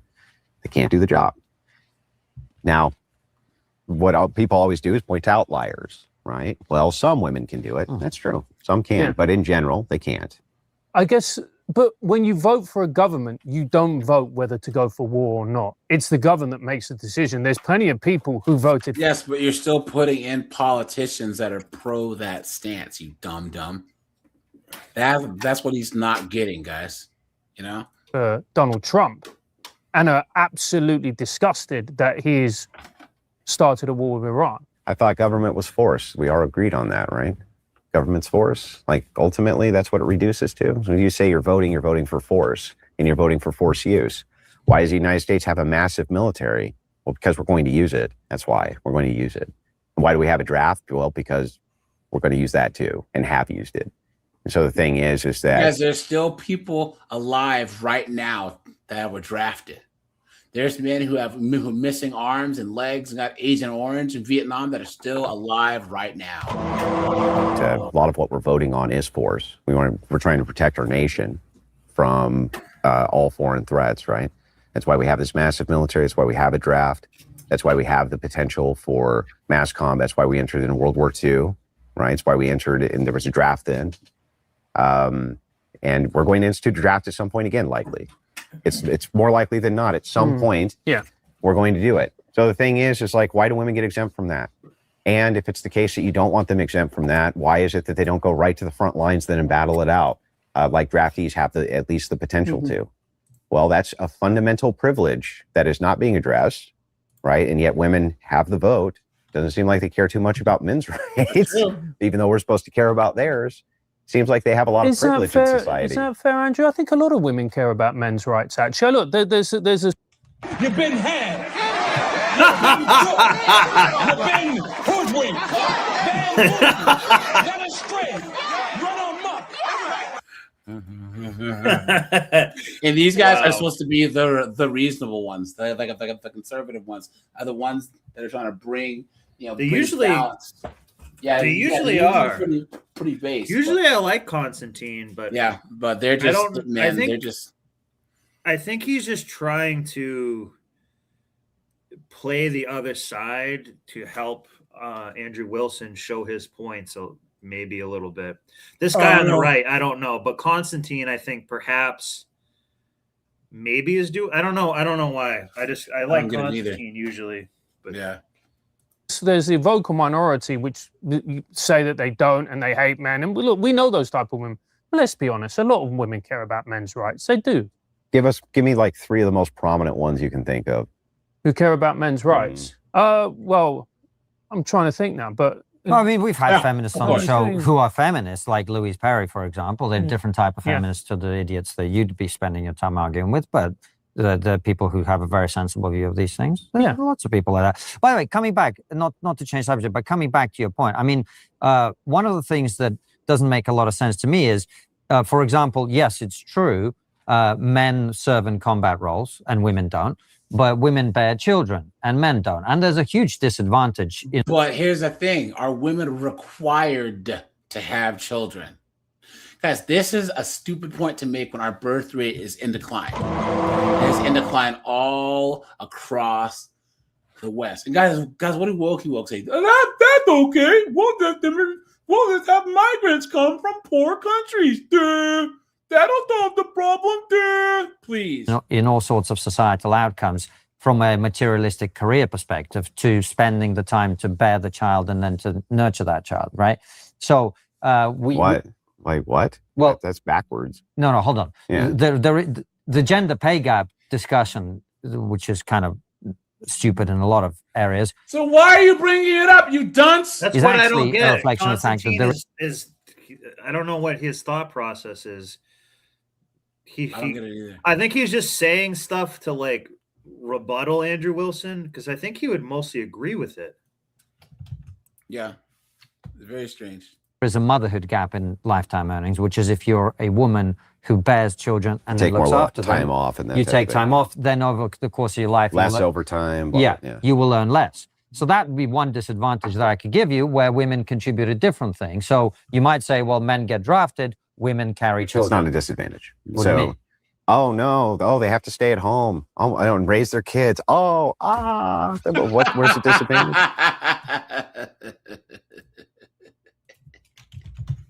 They're doing what they should be doing. City boy, city boy. Again, the man's. Oh no, the men man's- get drafted. Where's the disadvantage? They die. Okay, They get in the face. Yeah, and women earn less money over the course of their lives and have to Oh, carry a that's thing no, they that earn is a more. risk to their They life have- potentially. What they have instead is they now don't have to pay for daycare and they can depend on somebody else's income, which is taking care of them. Oh, that's terrible. Oh my God. You get to stay at home and you don't have to do anything except raise your kid. Wow. And by the way, they're putting their kids on a bus almost every morning to go to a public school. They don't even have them for 8 hours out of the day most of the time. So like, Oops. how is this the most incredibly difficult job ever, or in some way requires them to have they're the ones who are privileged? You know, there's an old comedian who made this joke, and I agree with it. Any job. Someone says, I don't ever think that I've seen Constantine on the ropes like this. Great talk. Yeah. Yeah, I think Constantine is kind of trying to put himself on the Yeah. ropes a little bit. But be he says honest. Constantine's European leftism is showing in this conversation. Facts. Once again, guys, their conservatives are like our woke liberals here. You know what I'm saying? Job you can do in your pajamas can't be that hard. Bill Burr, Yeah. favorite comedian of ours, but Okay, it can't be that hard. He was joking though, knowing Bill, and now that he's married with kids, I think his perspective's changed somewhat. But I guess I'm married with kids. Right, you're married. You watched your wife carry the baby or babies inside her for 9 months. Like, that's a big deal. Sure. So I guess that to me would be one example versus the hypothetical risk of It's once a every privilege. 50 years you get drafted. In a 2-income household, it's a privilege that women get to stay at home. It's a privilege. But we're not talking about staying at home. We're talking about carrying the child. Yeah, but carrying and then the child has to be raised. And most women in America then go back to work. Yeah. At a disadvantage, as we just that's decided. And whose fault is that? Guys, type in this chat right now whose fault that is. What a fucking joke. I try to not swear, guys. I really, really do, but what a fucking joke, man. What a joke.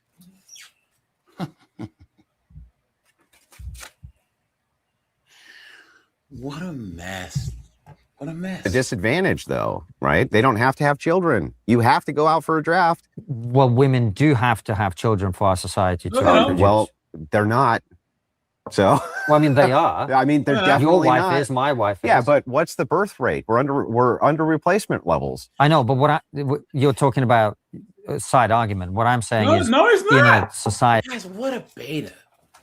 What a beta. No, you're talking about something that's not related. Beta. That wants to reproduce, men have to go to war and women have to bear the children. That's true. And so why don't we just say, well, the men go to war, the women have children, that's why they both When have are they going to start having the children part of this? I mean, my wife's doing it.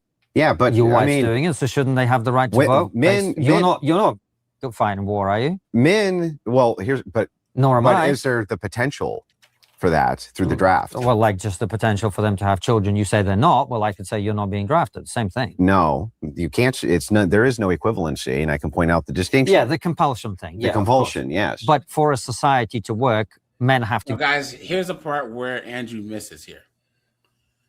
Snowboard. All of us, guys, we had to sign up for selective service under penalty of, right? Fees, possibly going to jail, couldn't get student loans, all this other stuff. So as we have to sign up for the draft if we don't penalize. So it's not even about could we be drafted is the penalty. We were forced at basically gunpoint to sign up for the draft in the first place. Men who don't sign up for the draft, who are U.S. citizens, have penalties, large penalties. There's nothing that women have, right, that is the equivalent to said thing. And this is why at the beginning, his Christian nationalist solutions, right, make sense. Go to war and women have to have kids. I agree, but you need to get to they're having kids part before you can tell me that there's some equivalency to men being drafted, because they're not having kids. And you're not being drafted. But I can be compelled because I've signed up for the draft. Where have they signed up to have kids? There you go. I think this is a splitting hairs. No, I think it's not. See, I think this is the thing. He's from Britain. He doesn't understand. He doesn't understand. When you are 18, there's that sword of Damocles hanging over you, and it doesn't disappear until you sign that draft card. Thank you. Cleaner says, if you don't sign up for the draft, it's minimum 5 years in jail, $250,000 fine, loss of your right to vote, and you can get up to 20 years. There you go. There you go. The idea that my children can be drafted, or I could be drafted even at my age because perhaps I have knowledge which would be useful to the United States military. They could do it in 5 seconds. They could bring me on. They in Ukraine, they draft 60-year-old men. Okay, if they need you, they're going to take you. And you can peel potatoes or whatever it is they need, right? Women do not have to do that. They do not have to sign up for selective service. Russia, They're not people compelled. are breaking their arm, like they break their arm or something to say, like, oh, I can't go because I have a broken arm. Like, no, stupid. Yeah. You're just going to be now. Those bandage you up and send you out there. They're like, now you can be just a moving target. Yeah. Like, Then we'll It's never be asymmetrical in that way. They can avoid pregnancy, though, right? And if you're saying that they have a duty to have children. I'm not saying they have a duty. But do you have a duty to go fight a war if you get drafted? Correct. Oh, okay. Ding, ding, ding, ding, ding. Cooked. Yeah. Cooked. Okay. And this is fair how? Where do we get to the asymmetry. fairness? Well, not everything has to look exactly symmetrical, but your argument. That's what equality is, you dunderhead. Come on, Constantine. My head hurts. Guys, this is why Britain's cooked. Thank you. Thank you. It says cooked. Yeah, guys, this is why Britain's cooked. Because of soy boy goofballs like this. I guarantee you there's nothing but soy milk in this dude's cup on the right. Yeah. You know what I'm saying? Argument initially was, where's a privilege that men enjoy and women don't? Well, I would argue in a functioning society where we want to reproduce, women end up with the burden of childbearing and child rearing in a way that men don't. I think it's a fairly simple and obvious argument, right? And yet they're privileged when it comes to custody and divorces. They're privileged when it comes to child support. They're privileged when it comes to alimony. They're privileged when it comes to all of these things. When it comes to getting less time for the same crimes, right, guys? Every advantage when it comes to having the child. And so it's like, It's no. a different argument. Now, what I'm saying it's is the not. burden of bearing Look at the disdain on Andrew's face. the This child doesn't even. is This unique looks like a broken Constantine. Yeah. I don't to know with what women is wrong with in him. the same way that the burden of fighting in war is uniquely with men. So it's an ontological argument. The nature of woman is to have children. Nature of men is to go to war. Right, and so then the woman needs to be fulfilling her nature. Then, right? Well, my woman is, and so is yours, Yes, right? but most So women I would aren't. insist for my woman to have the right to vote on that basis. That she's contributing, frankly, at this point, way more than I am. Drafting's collective, right? Yeah. So then the duty's collective. Yeah. Then why isn't childbirth? I don't. Oops. Cooked, and might I add, cooked. This guy's not ready. He's not. Guys, why do people try and debate Andrew Wilson? Why?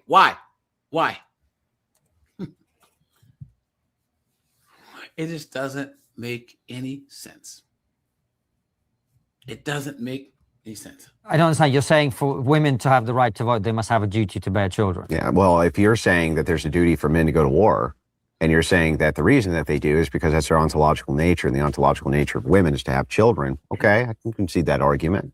But we just ran into a problem then, because if one is collective and then the other is collective, why do I have to fulfill my duty, but they don't have to fulfill theirs? Well, I never said that. I thought it was a collective duty for women to have children. Yes, you did. Yes, you did. Guys, this is dodge, dip, duck, dive, and dodge, right, guys? Come on. But it's a collective duty for men to go. Yeah. Well, then again, that sounds like privilege. Yeah. In the same way that fire safety in your own house is a personal thing that you do, but if there's a fire in the neighborhood, it's the collective duty of the neighbors to get together and try and put it out, right? There's a different something. Do you go to jail if you don't do that? Yeah. I agree with you. The compulsion element is different. Guys, this is one of the worst ass kickings I've ever seen. I know that this is not a debate. It's an interview, but it's turned into a debate. Guys, the only person that I've seen get owned worse than this was that Muslim dude that was trying to defend cousin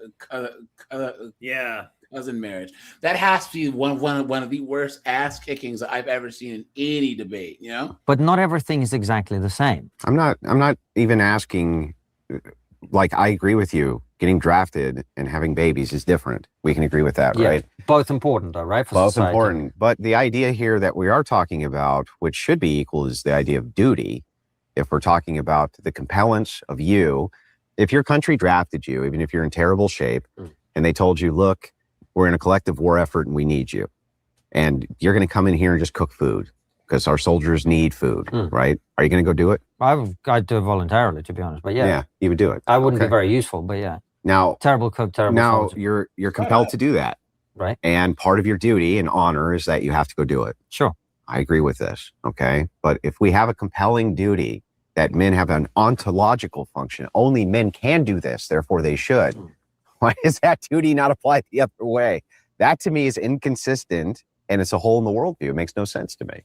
I agree with you. It's inconsistent, but that's because the acts are not equivalent. Like, not everything is the same. I think in order for the defense of the realm, so to speak, you'll have to compel all the men to fight in certain very Where rare do those men come circumstances. from? Women, right? So then one duty is being fulfilled. So I'm all with you in terms of we need a higher birth rate. I just don't think duty is the way to get there. Anyway, wait, couldn't you just? I'll just wrap. Yeah. So, It's okay, just but it's couldn't a time you? thing. When you say duty, yeah. Can't you instill the ideas of duty and honor even absent legislation through propaganda, things like that? Sure. And those are the routes that I would be more apt to move towards. Well, yeah, to be honest with you, man, this is the thing is like, actually, a lot of this discourse, I think, is misguided because the vast majority of women actually do want to have kids, but there are circumstances in their life which make them less likely. No. Guys, the whole argument of I can't afford to have kids is foolish. Because if that was the case, like 85% of the world would just not have kids because they all live below our poverty line. If that's the case, Africa, Southeast Asia, they just wouldn't have kids. Okay? Guys, how we view things right now, not us, but people think that a luxury lifestyle should be the mainstream lifestyle. All your kids have cell phones. All your kids go to college. You can go on vacation once a year. Both parents have a car. No, that's not how any of us grew up. And we turned out just fine. Guys, there was where I used to live, there was illegal Hispanic immigrants, right? And they would all live in the apartment. They had one car, you know what I'm saying? And like every 2 weeks they would go to like the Chinese buffet, whatever, and they just lived a cheap life and they raised kids just fine. You don't need a lot of money to raise decent kids. You just need strong family values. That's why so many legal immigrants, not illegals, legal immigrants can come here and raise children that are successful.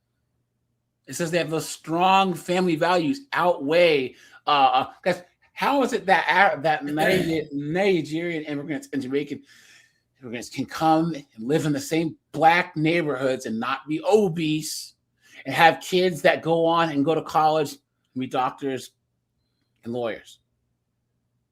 Their parents aren't doctors. Their parents aren't lawyers. Their parents aren't some business people, but they have family values. You know what I'm saying? To do so. I agree. Yep. And so if we, I mean, you made this point yourself. There are countries. There's like an old saying. They put the hard R in father. They're not having as many results as people would like to think, unfortunately, places like Hungary. But I think the way to get people to have more kids is to get obstacles out of their way, not to compel them through the draft system. Like, here's your ticket, have 2 kids. You know what I mean? I don't think that's going to work. But it seems we agree on that. Anyway, Andrew, it's been... Here you guys, look at this. Christian national. I've had multiple. When I hear Christian nationalism, I think of some sort of theocratic system where the church has actual powers that it can dictate certain things in society. Power is a strange thing because power what can be an institution that you give authority to, even if it's not elected. There are certain a very powerful group. True. And it's because when they release their mandates, people give it a lot of adherence. So you could have an idea of like a Christian social order, which has a lot of power, just because they say things like, look, we're going to put significant pressure on you to put in Christian ethics from the top down, using democracy, using voting, using your systems. And aren't we allowed to do that under your system? So why shouldn't we be just going full bore to grab as much of that power as we possibly can so that we can make those changes? Here we go, guys. So this is the other part of the debate where they're talking about secularism and Christianity, and they start talking about morals. So here we go, guys. I'll be right back, guys. What you could do is you could promote things like value structures. So let me give you an example of this. You're driving down the street, you look over to the right, and there's billboards. You've seen this a million times, right? Mm-hmm. What if the billboards had things like family, right? Mom, and it showed a mommy and a daddy and the kids, right? Controversial. And yeah, exactly. And the push was towards the ideas of normalcy. The push was towards the idea of this is what we want to see in society. What if tax breaks went to married people, right? What if we drastically increase this to the point like some Eastern European countries have done, which has helped their birth rates, where it's like, okay, you have 3 kids, you don't have to pay taxes anymore. Oh, sign me up for that. Yeah. You don't have to. But you don't have to be Christian to pursue that. You could be a secularist politician and promote all those things. Sure. But under a secular view, why do we need to have a domestic increased population anyway? They can just import who they want. And that's what they did in your country. I mean, that's what they do in my country. I can give you lots of secular arguments for why having a bigger population is better and having more. Yeah, but why not import it? Why not import it? Because you get issues with integration, cultural compatibility. Unless you import so many of them that the original culture's replaced. Well, you don't know who you're importing. And also, you know, the argument for tradition, it's actually one of the interesting differences. I mean, we had Dr. David Starkey explain this to, I don't remember if it was on our show or not. The difference between American conservatism and British conservatism is British conservatism is about tradition and history, whereas American conservatism is about religion and values. So you could argue for the preservation of a society or the multiplication of an existing culture through time from a non-religious point of view, which is like what we have is good by definition, a priori, because that's what it is. It's our country, it's our society. We want to make more of that. So it's good because it's good? It's good because we are already here, right? It's good because where we are is a product of where we've come from, and where we are, we like ourselves, right? But then you can't argue against mass migration because there you go. He's right. What you're saying is just a tautology. This is good because it's good, and that's good. This is good because we've been given. Look, we've been. Okay, if my dad gives me a watch, right, passes, it's not necessarily the watch and its unique qualities that make it special. It's the fact that I got it from my dad.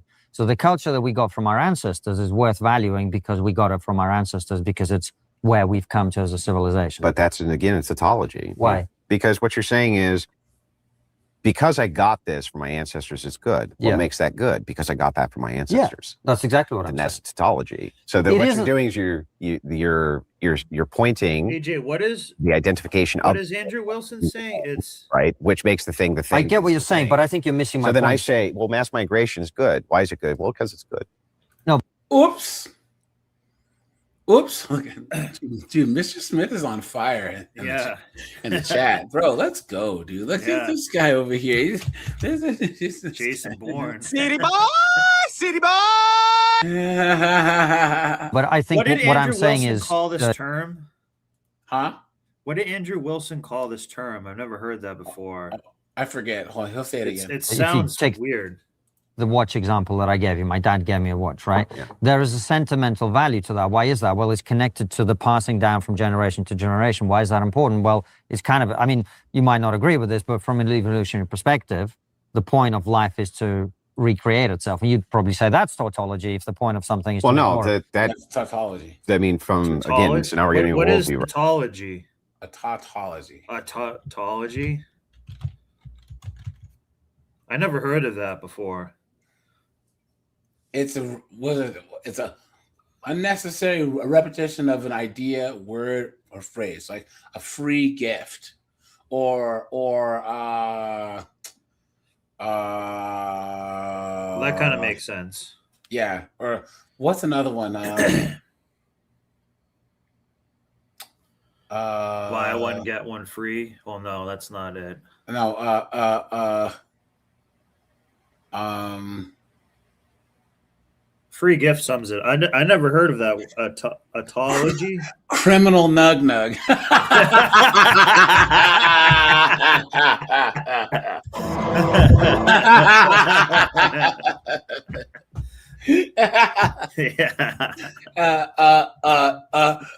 Asian mathematician.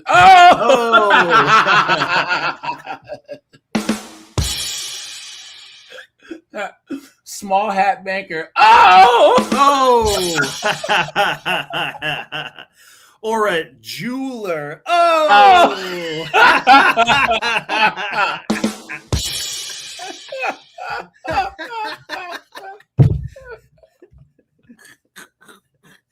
A Jamaican pothead.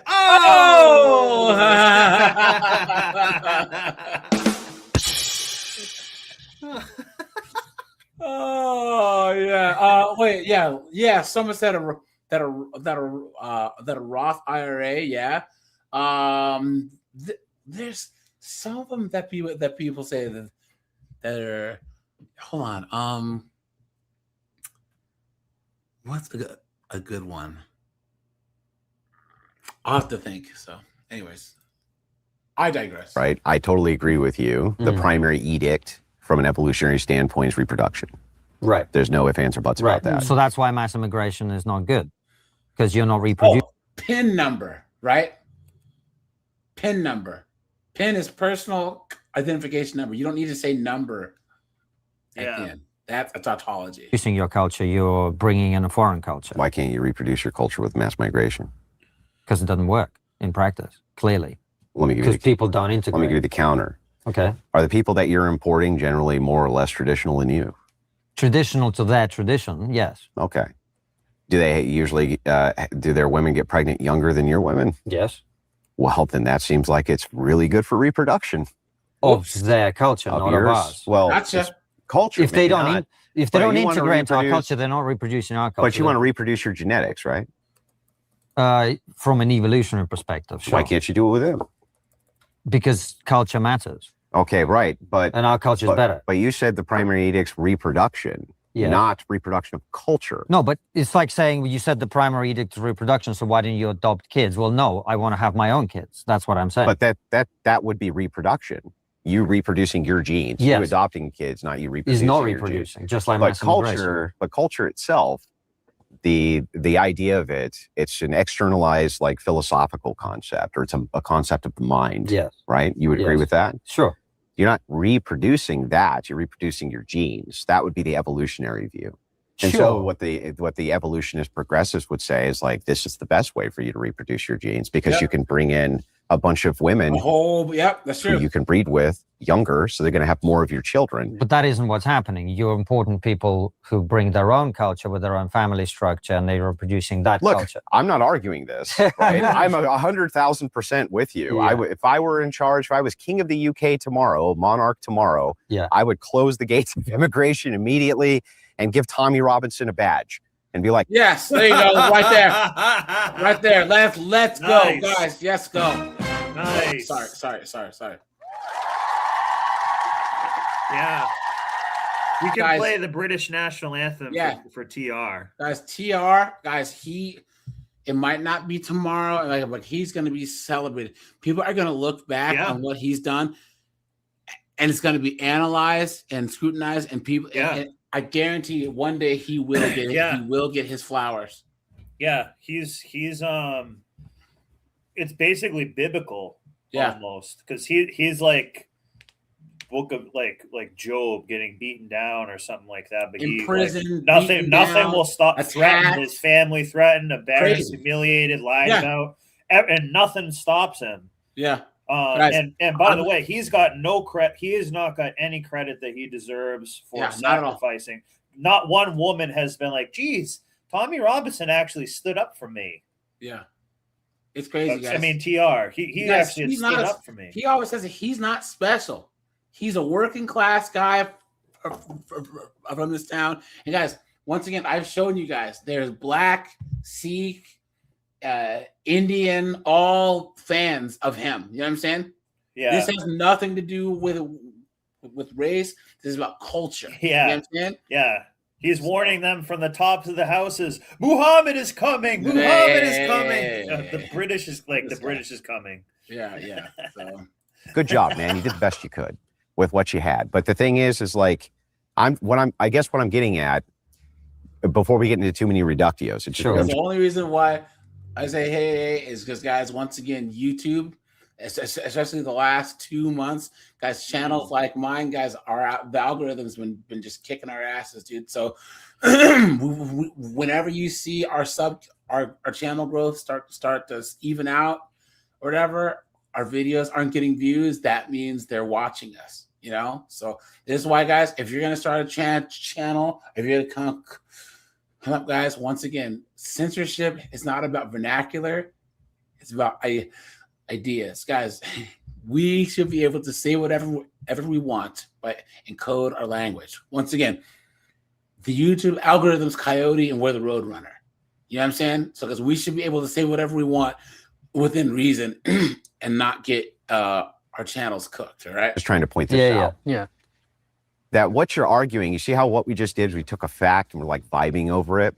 But now I've introduced some philosophy to it. And so now I'm asking about the grounding.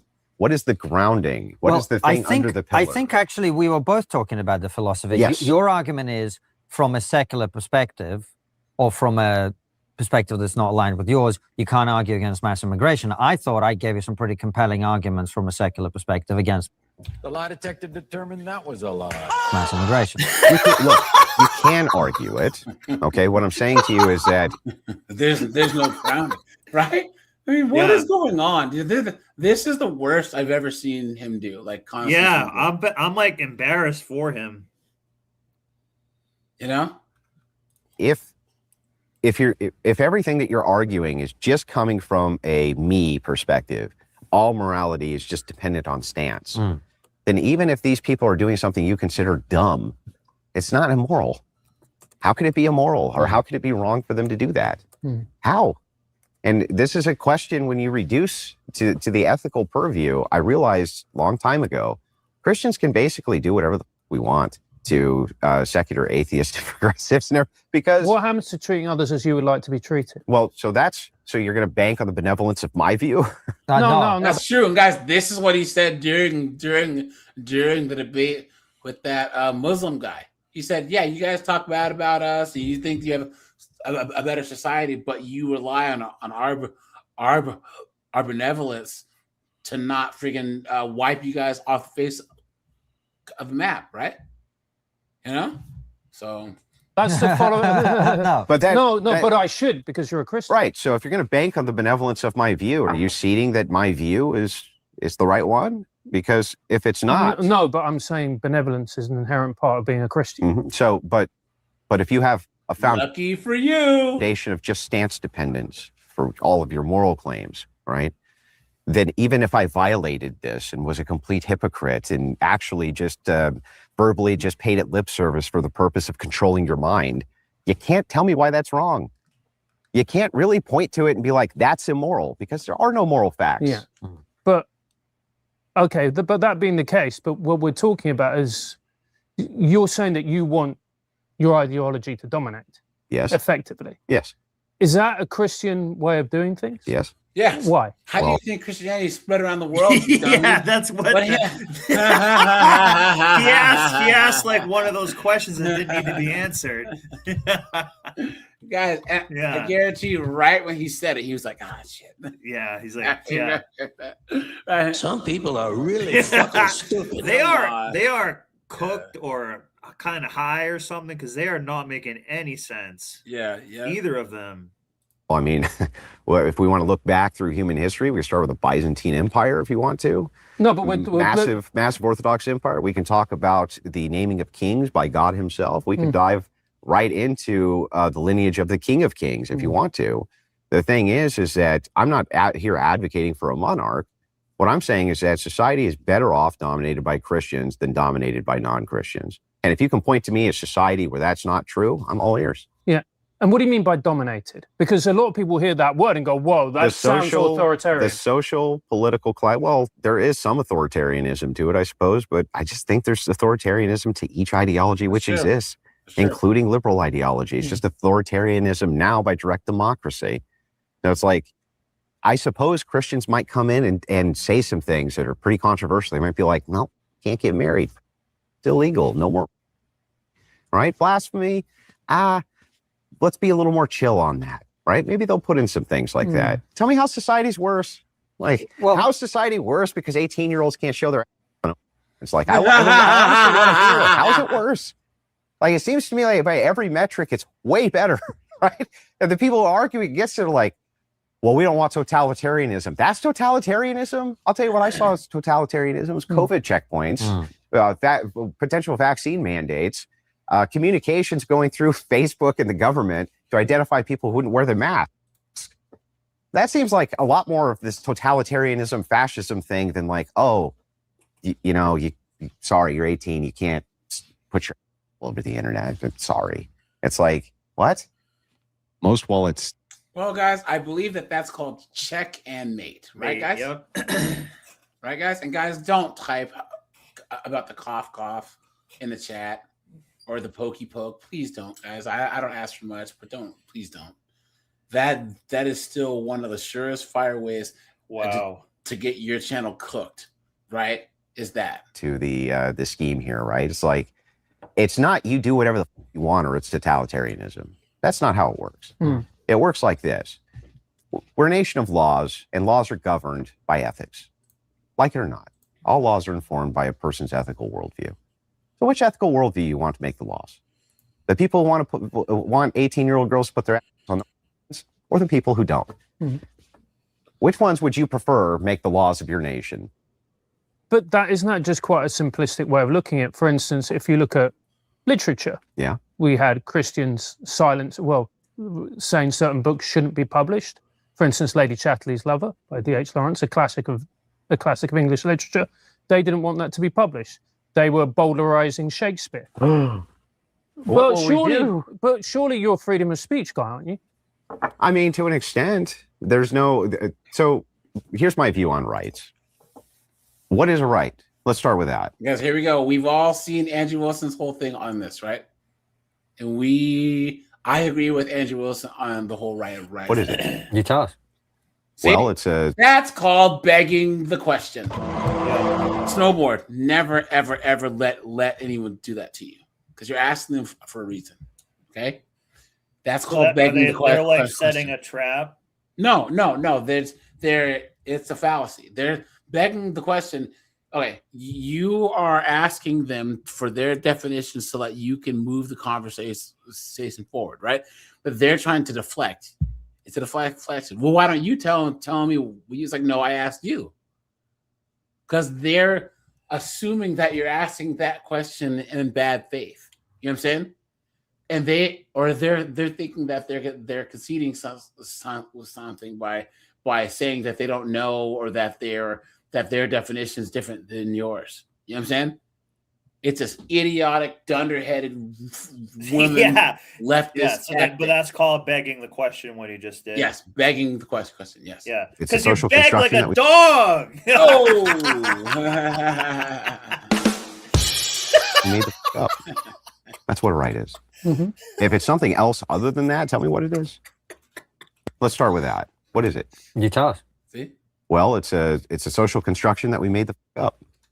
That's what a right is. Mm-hmm. If it's something else other than that, tell me what it is. Where is it?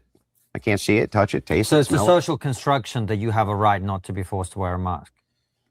Yeah. Why? What else would it be? Okay, fine. Yeah. Like, so where's this going? What's your argument? Well, the argument is just like rights are made up. Here's what's actually true. What's actually true is you have a right to do whatever you can do within the purview of force. Thank you. Rights are concepts backed up by force. That's why different cultures have different rights. If you say that you have the right to this land and you don't have the force to protect it, you don't have nothing. Period. And that's it. You have rights because people use force to ensure that you have rights. Mm-hmm. And the second people don't ensure that there's force used so that you have rights, you don't have them anymore. But the secularist, or in this case, not really the secularist, but the atheist mind or the non-religious mind, they can't ground rights in anything. They made them up.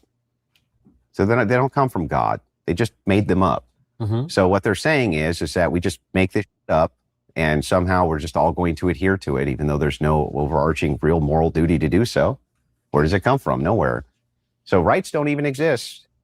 You can't taste them, can't touch them, can't smell them, right? They're just products of the mind.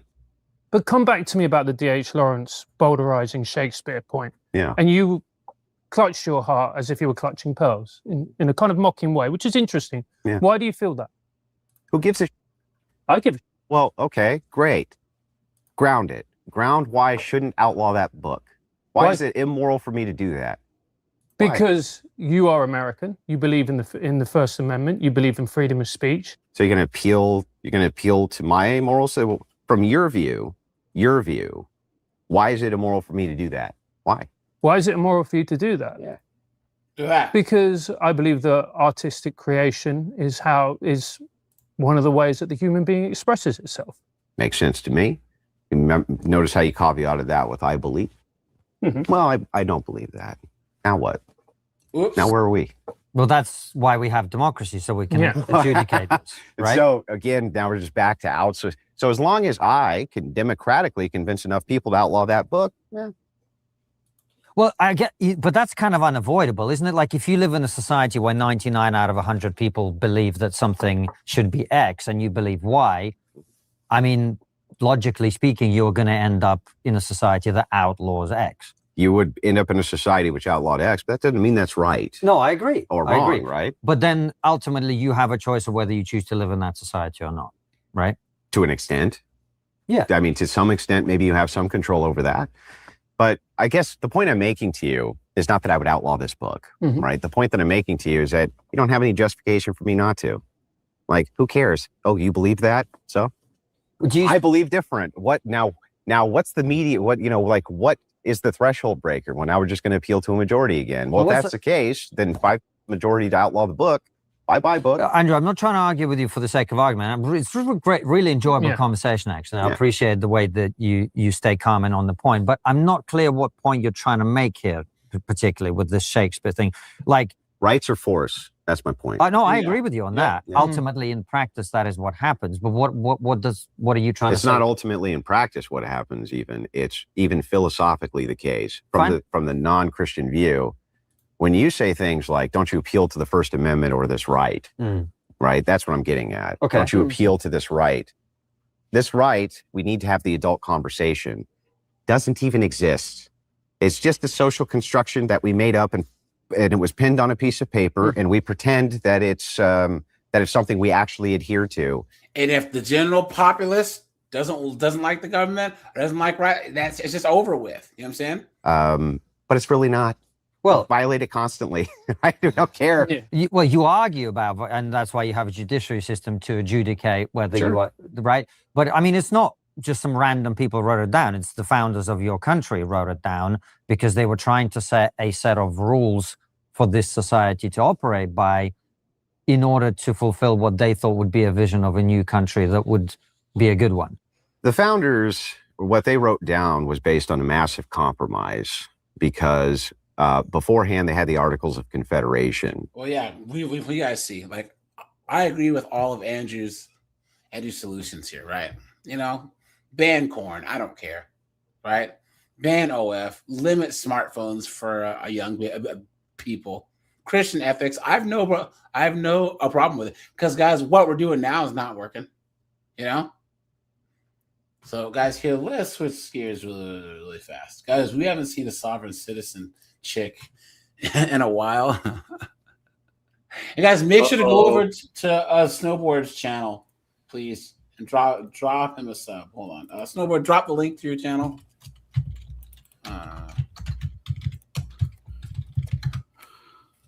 Let's see.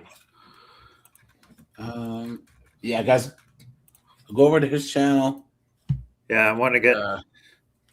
Dude, I haven't even got one subscriber in like a week and a half. Yeah, that's the algorithm, man, straight up. So it sucks, but this just I don't know. Something's going on here. So yeah, guys, go over here and drop him a sub here. I have to drop it because I can drop it as a link. So here you go. Thanks. Yeah. Let's see here. Here we go. Guys, thanks for being here. Where are we? That's the sound of the police! Here we go. Okay, good. Would you like to step out of the vehicle or would you like us to pull you out? On this ride along, a woman gives a smirk. Need your driver's license, okay? An officer finds a special license plate. And another pets a small dog. On August 21st in Florida, an officer pulled over a woman for speeding through a school zone. He didn't know it, but this woman had special immunity. Hello, how are you? Hey, I'm Officer Roosevelt Traffic. The reason I stopped you went 34 through the school zone. The speed limit's 20. You were 14 miles an hour over the speed limit, okay? You got your license, registration, proof of insurance with you? Actually, diplomat. Huh? I'm actually diplomat. What? Diplomat. You have your driver's license? You stupid woman! What is she? Look at what is this? She's a diplomat. Yeah. She went to freaking Kinko's and freaking laminated this. It is the Amnesty Coalition's diplomat passport card. Do you have a driver's license? I'm a diplomat. Do you have your driver's license? I need your driver's license, okay? Guys, she's been waiting for this moment. Yeah, she has. Yeah, I watched a YouTube video. I was on a Reddit thread. Yeah. This is what I'm waiting for. Am I being Yes, you are. Okay, then can you read me my Dispatch rights? from Tango 55. Can you read? We're not going to play the sovereign game, okay? Can I get a routine 44 and be 10 trouble with the sovereign? May I please have your driver's license? Guys, any word that might be a little bit controversial, guys, just replace one of the vowels with like a number, right? So like that usually helps, or put like an underscore in it. So, Ma'am, I'm in custodial arrest. I understand that. What? Ma'am, we're not playing the sovereign game, She's not okay? deaf? I need your driver's license. If not, I'm going to remove you from the vehicle and you're going to go to jail. All right? Please hand me your driver's license. She tried playing the sovereign game 3 months earlier in an Orange County courtroom. Guys, look at her little 2 brain cells. And we obtained the footage of that for you. Go! Out of the courtroom. I ordered her out of the courtroom. Okay, Oh. you need to leave the courtroom now. Turn around. You will be arrested for resisting without. I am not resisting. You are going to get Are you gonna arrested leave, though? for resisting without if you do not leave the courtroom now. Please leave. I She's being nice am here sorry? challenging She's being nice jurisdiction. to us. Yes, Please leave. just leave. Do I you want am to end here- up going to jail? Just come this I way. am here challenging jurisdiction. You're not going to jail. Wait a minute, huh? she could just leave? That was a lie. No, the judge ordered her out of the courtroom, so she had to leave. And I'm standing in my rights. Okay, you're going to be arrested for resisting without. I have been Ah! It's time! given an order by the judge. I'm here challenging jurisdiction. I'm a living woman. I'm not an entity. Okay. I'm here challenging. She has ordered you out of the courtroom and you're refusing to leave. We'll check back with this later, but for now, how about we see if the traffic stop goes any better for the woman? I've asked you 3 or 4 times now, okay? Please hand me your driver's license. Guys, what do you? This is Zoloft if I've ever seen. Yeah, she looks kind of high. Can I please speak with your whoever your Supervisor. whoever's over you, please? Can you? You'd like to speak with a supervisor? Yes, I can get Corporal. one of those here, but can I please have your driver's license? Hey, yo, I am the manager. I'd like to speak with him. I understand that, but he's not. He's going to tell you the same thing I am, okay? I'd like to speak with him. Dispatch from Tango 55. I'm not trying to. May I also have a supervisor 51, please? Okay, so let's do this. I've done everything you've asked. Now, please hand me your driver's license. Are you refusing to identify yourself to me? Driving is a privilege in this state. Yeah. It is not a right. I understand you're going to say you have the right to travel, all that stuff. Okay, but driving on the you know public why, roadways AJ? is a AJ? privilege. She was using the 4th Amendment. Oh!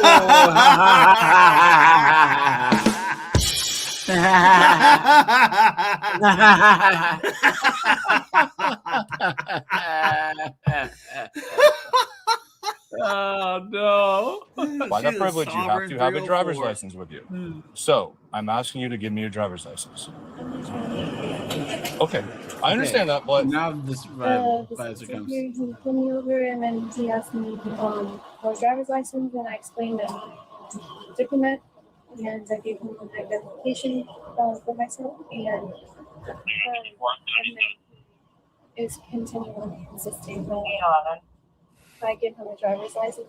Like I said, I'm a diplomat, and then I asked if I was under custodial arrest or am I free to go, and he said that I'm being detained, so I assume that that's under custodial arrest, so I'd like to invoke the right to remain silent. Okay, so you don't want to have anything else to say? Did you want to identify yourself to this officer then, or the driver's license? this is not a valid identification card, man. It is. It's not a valid identification card. Okay, let's not recognize in the state of Florida. I'm not in the state of Florida's jurisdiction. Okay, good. Would you like to step out of the vehicle? Or would you like us to pull you out because we're going to be on the arrest because you're not going to give yourself a identification? Okay, I'm letting you know what's going to happen.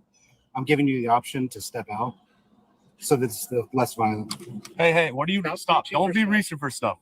Don't be reaching for stuff. Please reach for stuff. As that was going on, a third officer would arrive with a pepper ball blast at the ready. I would prefer you don't start reaching for stuff. Do you have any weapons in the vehicle? Okay. Do you have a name and date of birth you'd like to provide for the? Can you stop reaching for stuff? Do you have a name and date of birth you'd like to give this officer? I did give him. It's not valid, ma'am. We've already told you that. Okay. I'm letting Moment, my name is Mister. Ma'am, this is not a valid identification card. This is not recognized by the state of Florida. Okay, this is not a valid ID. Okay, so just go. You want to go that route? You want to give me your name and date of birth, Well, like I said, ma'am? I'm not a very patient person in general. I don't really need to be because we've given you opportunity to provide this information, and you're basically saying you don't recognize it. So we can either ask you to step out of the vehicle, or I'm going to pull you out of the vehicle, and I have no problem with that, and you'll be under arrest. Okay. So to save the heartache of maybe even breaking this window, because we don't want to have to do that either, you can step out of the vehicle and save yourself some trouble.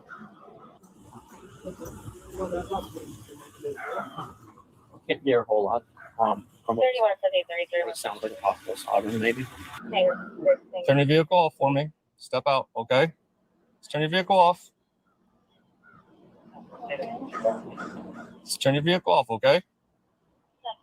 Come on, step out of the vehicle, okay? Come on.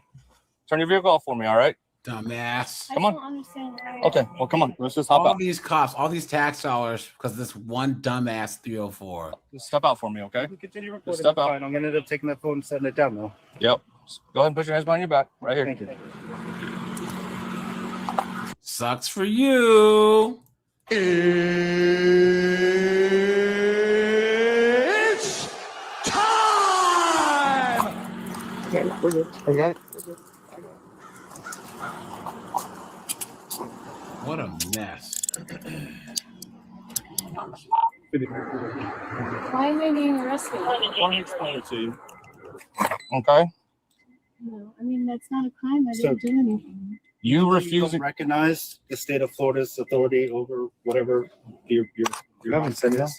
The state of Florida does require a driver's license to drive a motor vehicle or travel in a motor vehicle, whatever verbiage you'd like to use. All right, Come here back we go, here for me. guys. I'm providing that.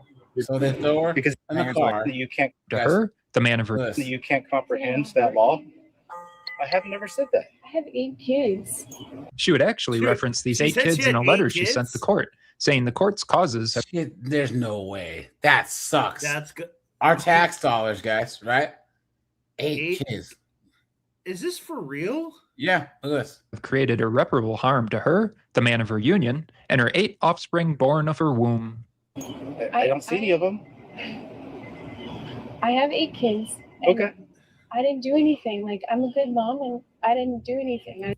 The lie detector determined that was a lie. I literally just. I haven't called you a bad mom, and I haven't said you're a bad person. But there is a law in the state of Florida. Okay. But we enforce Florida law. And just because you don't recognize Florida law doesn't mean that we can't enforce it. It's true. Yeah. Did those YouTube videos you watched that justified this girl everything? is- He said, "Did that?" That's what I say earlier, right? They watch some YouTube videos, you know, and think that they're freaking Matlock. Yeah. Over here. Cover this bar. Snowboard, you were saying? This girl looks like a freak too. Yeah, yeah. She started having those kids early. Yeah. Like 17. Or did they just fast forward to the court where everything got dropped and magically went away? This is biblical. Oh. That was a lie. I don't remember motor vehicles covered in the Bible. It's been a while since I read it. AJ, that's because she's mistaken vehicle for horse. Oh!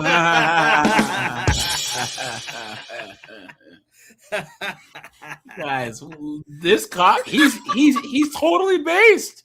He's based, man. You know, like he hasn't said anything wrong.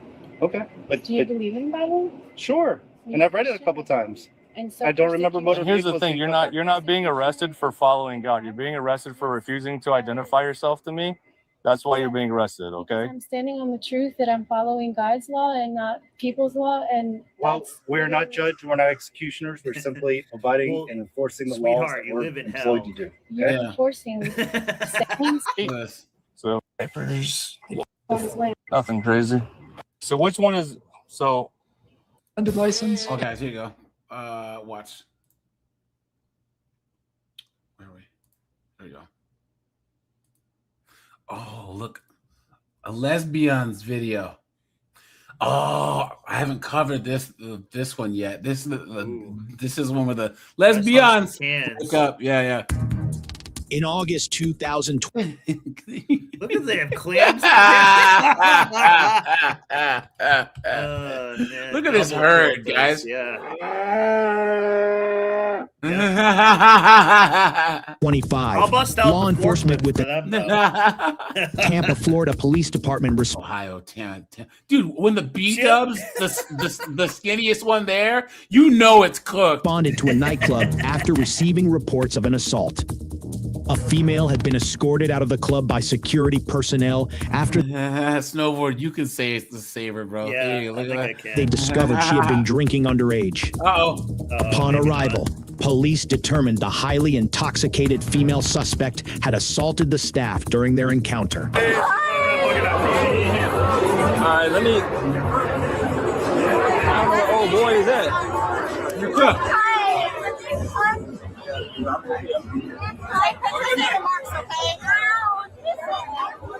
gonna bail you out, okay? I'll bail you out. Let's go home. You're good. We're both gonna be like this.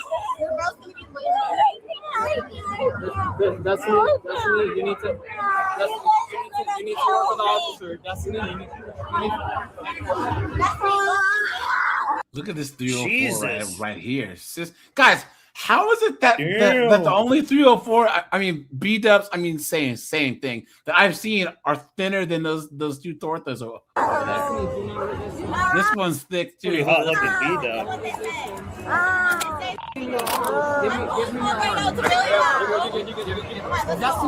Look at this. Of course, her name is Destiny. Of course, right? Well.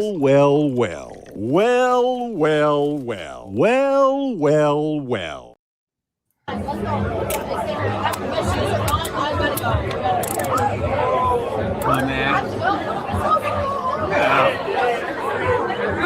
She just playing the game. Yeah. I guess he said he got hit first, so 28 against him. Yeah. AJ, you want to know why it's Destiny that ends in an I?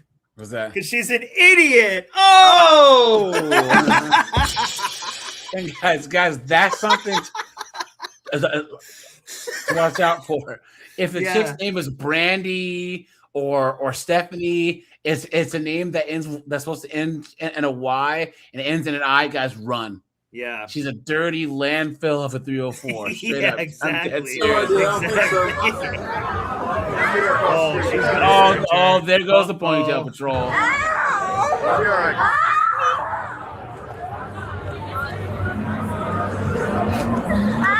I mean, it's scary. Like a baby. Like,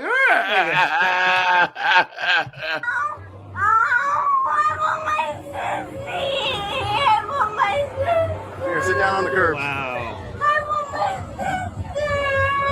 We'll make your sister in a minute. I want my sister, please. I didn't do anything wrong. I asked him. This is everything about bad about modern women right here. Charlie, she said you want to play Charlie because they called me over. What happened?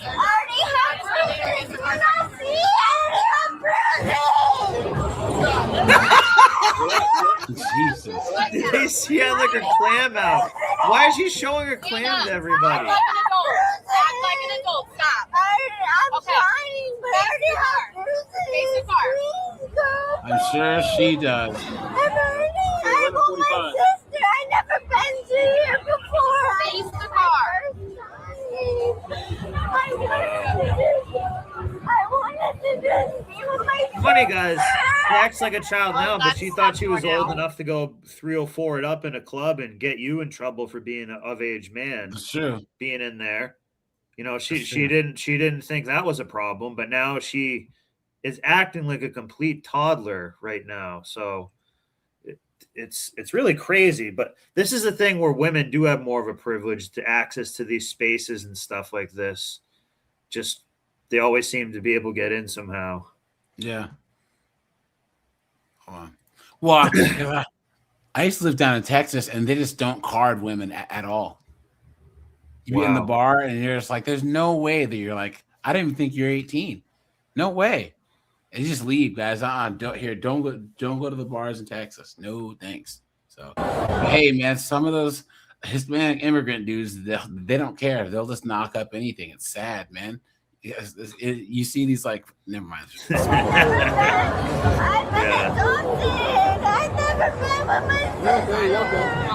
AJ, they do the they do the Skeety Gonzalez. Oh.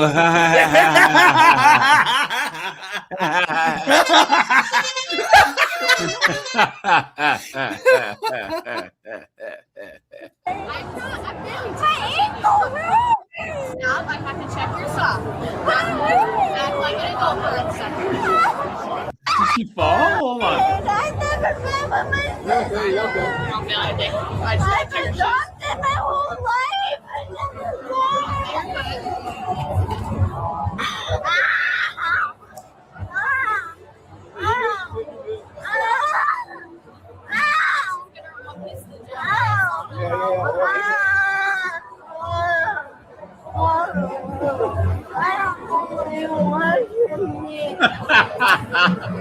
I don't know what you want from me.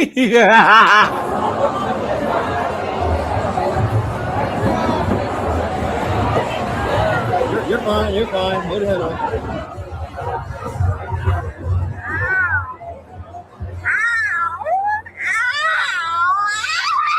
Oh, please.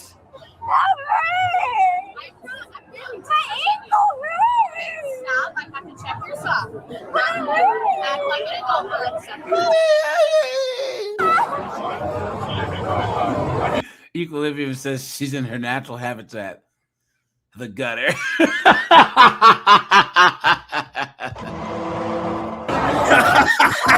Yo, that's hilarious. That's nice, yeah. Damn. She's a sewer. Oh. I go every fucking day. Destiny, Destiny? Yeah. What's your last name? Thomas. Destiny Thomas. Yeah. Do me a favor, just go ahead and sign this, and I'll sign and get you out of here. It's basically just a statement that what you told us is true. Good. Press charges. Yeah. Oh, my face is getting out. Yeah. You need medical treatment? Wow. Yeah, Larry, just getting out. She started clawing at my face. Sucks when you start sweating and it gets into it. My mom. We're gonna pick you up, put you in the back of the police car, okay? I want my mom. Okay. My mom made her name friend. Yeah, I said it. So that's the carrier again. Are you guys Tangos, right? Yeah. Yeah, I'll transport. What's you guys? I'm trying to cooperate. I'm trying to cooperate, please. They just lift her up. It just carries her. Guys, she's enjoying this. Guys, put a 1 if you agree. Right? She's enjoying this. This is the first time, probably in her entire life, that any man worth a damn has shown her any attention. Yeah, she's gonna be fun.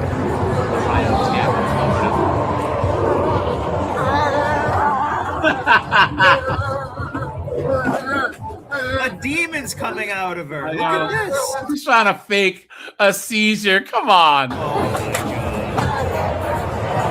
Is she convulsing? So we just call it 32 just in case? You want to sit up? Why are you doing all this? Hey, I'm gonna sit right over here. Yeah. And then I'm gonna buckle her in if you want to head over. Ow. Ow. Ow. Oh, I just want my mom. Ow. Sit down. I bet she slips these cuffs, guys. Oh yeah. Well, we're a little past that point. Snowboard, look what equilibrium. Wait.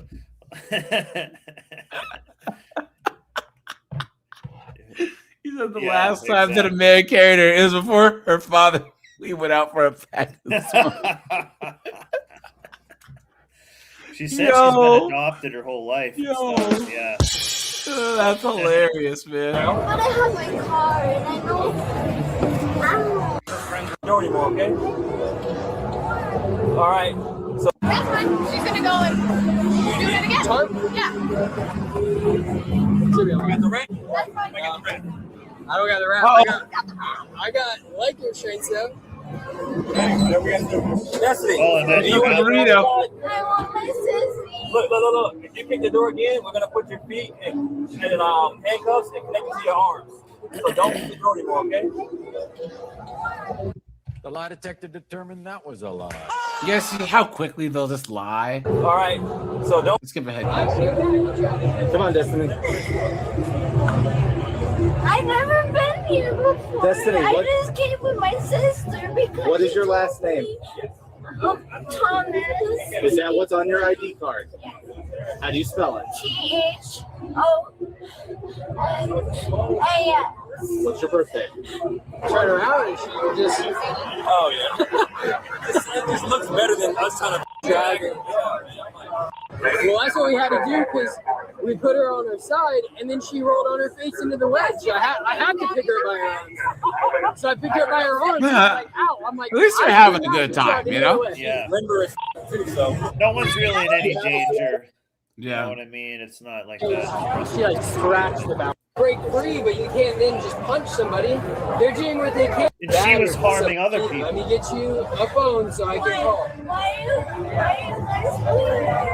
Well, you battered somebody. You battered somebody. What? You battered somebody. A bouncer. They were escorting you out and you hit them. But you can't hit them. They're escorting you out. They're kicking you out of their residence. But you could break free, but you can't then just punch somebody.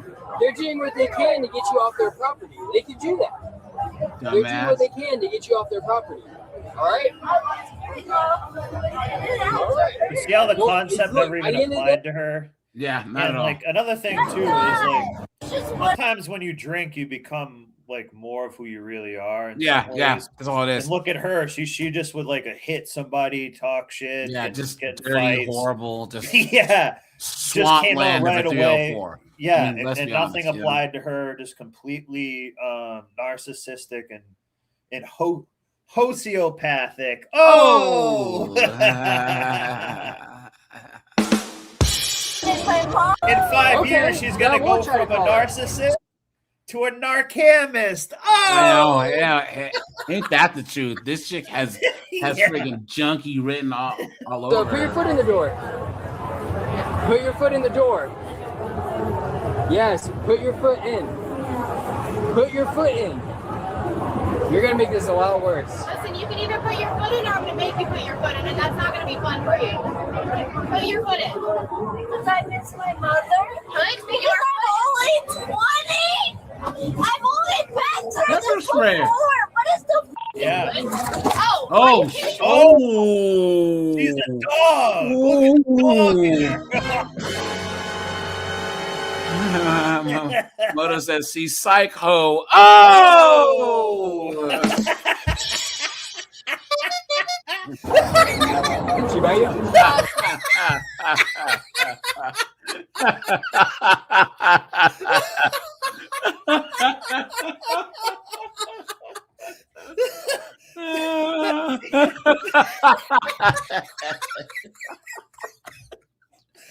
Oh my I don't know why the horn just makes it so much more funny, dude. I want to hate it, but it's actually awesome. She hit me. That's a felony. Good job. She just tried to bite me and kicked him. Ooh. Oh, or 10:15. She's sticking her foot out the car, so I go to put her foot in. She tries to bite me and kicked him. She got you? How you gonna? You gonna try and bite? Just about. I mean, she kicked, and it was like a. But yeah, Hillsborough County Jail, where she was booked for battery, resisting an officer, and disorderly intoxication. Court records indicate Destiny entered into a diversion program and was sentenced to probation. She'll be back, guys. Yep. Diversion means that you can't drink or whatever. You got to be drug tested. She's guys. She'll be on the friggin', like I said, on the Percocets in no time. So, but all right, you guys. She means the ex-horseism.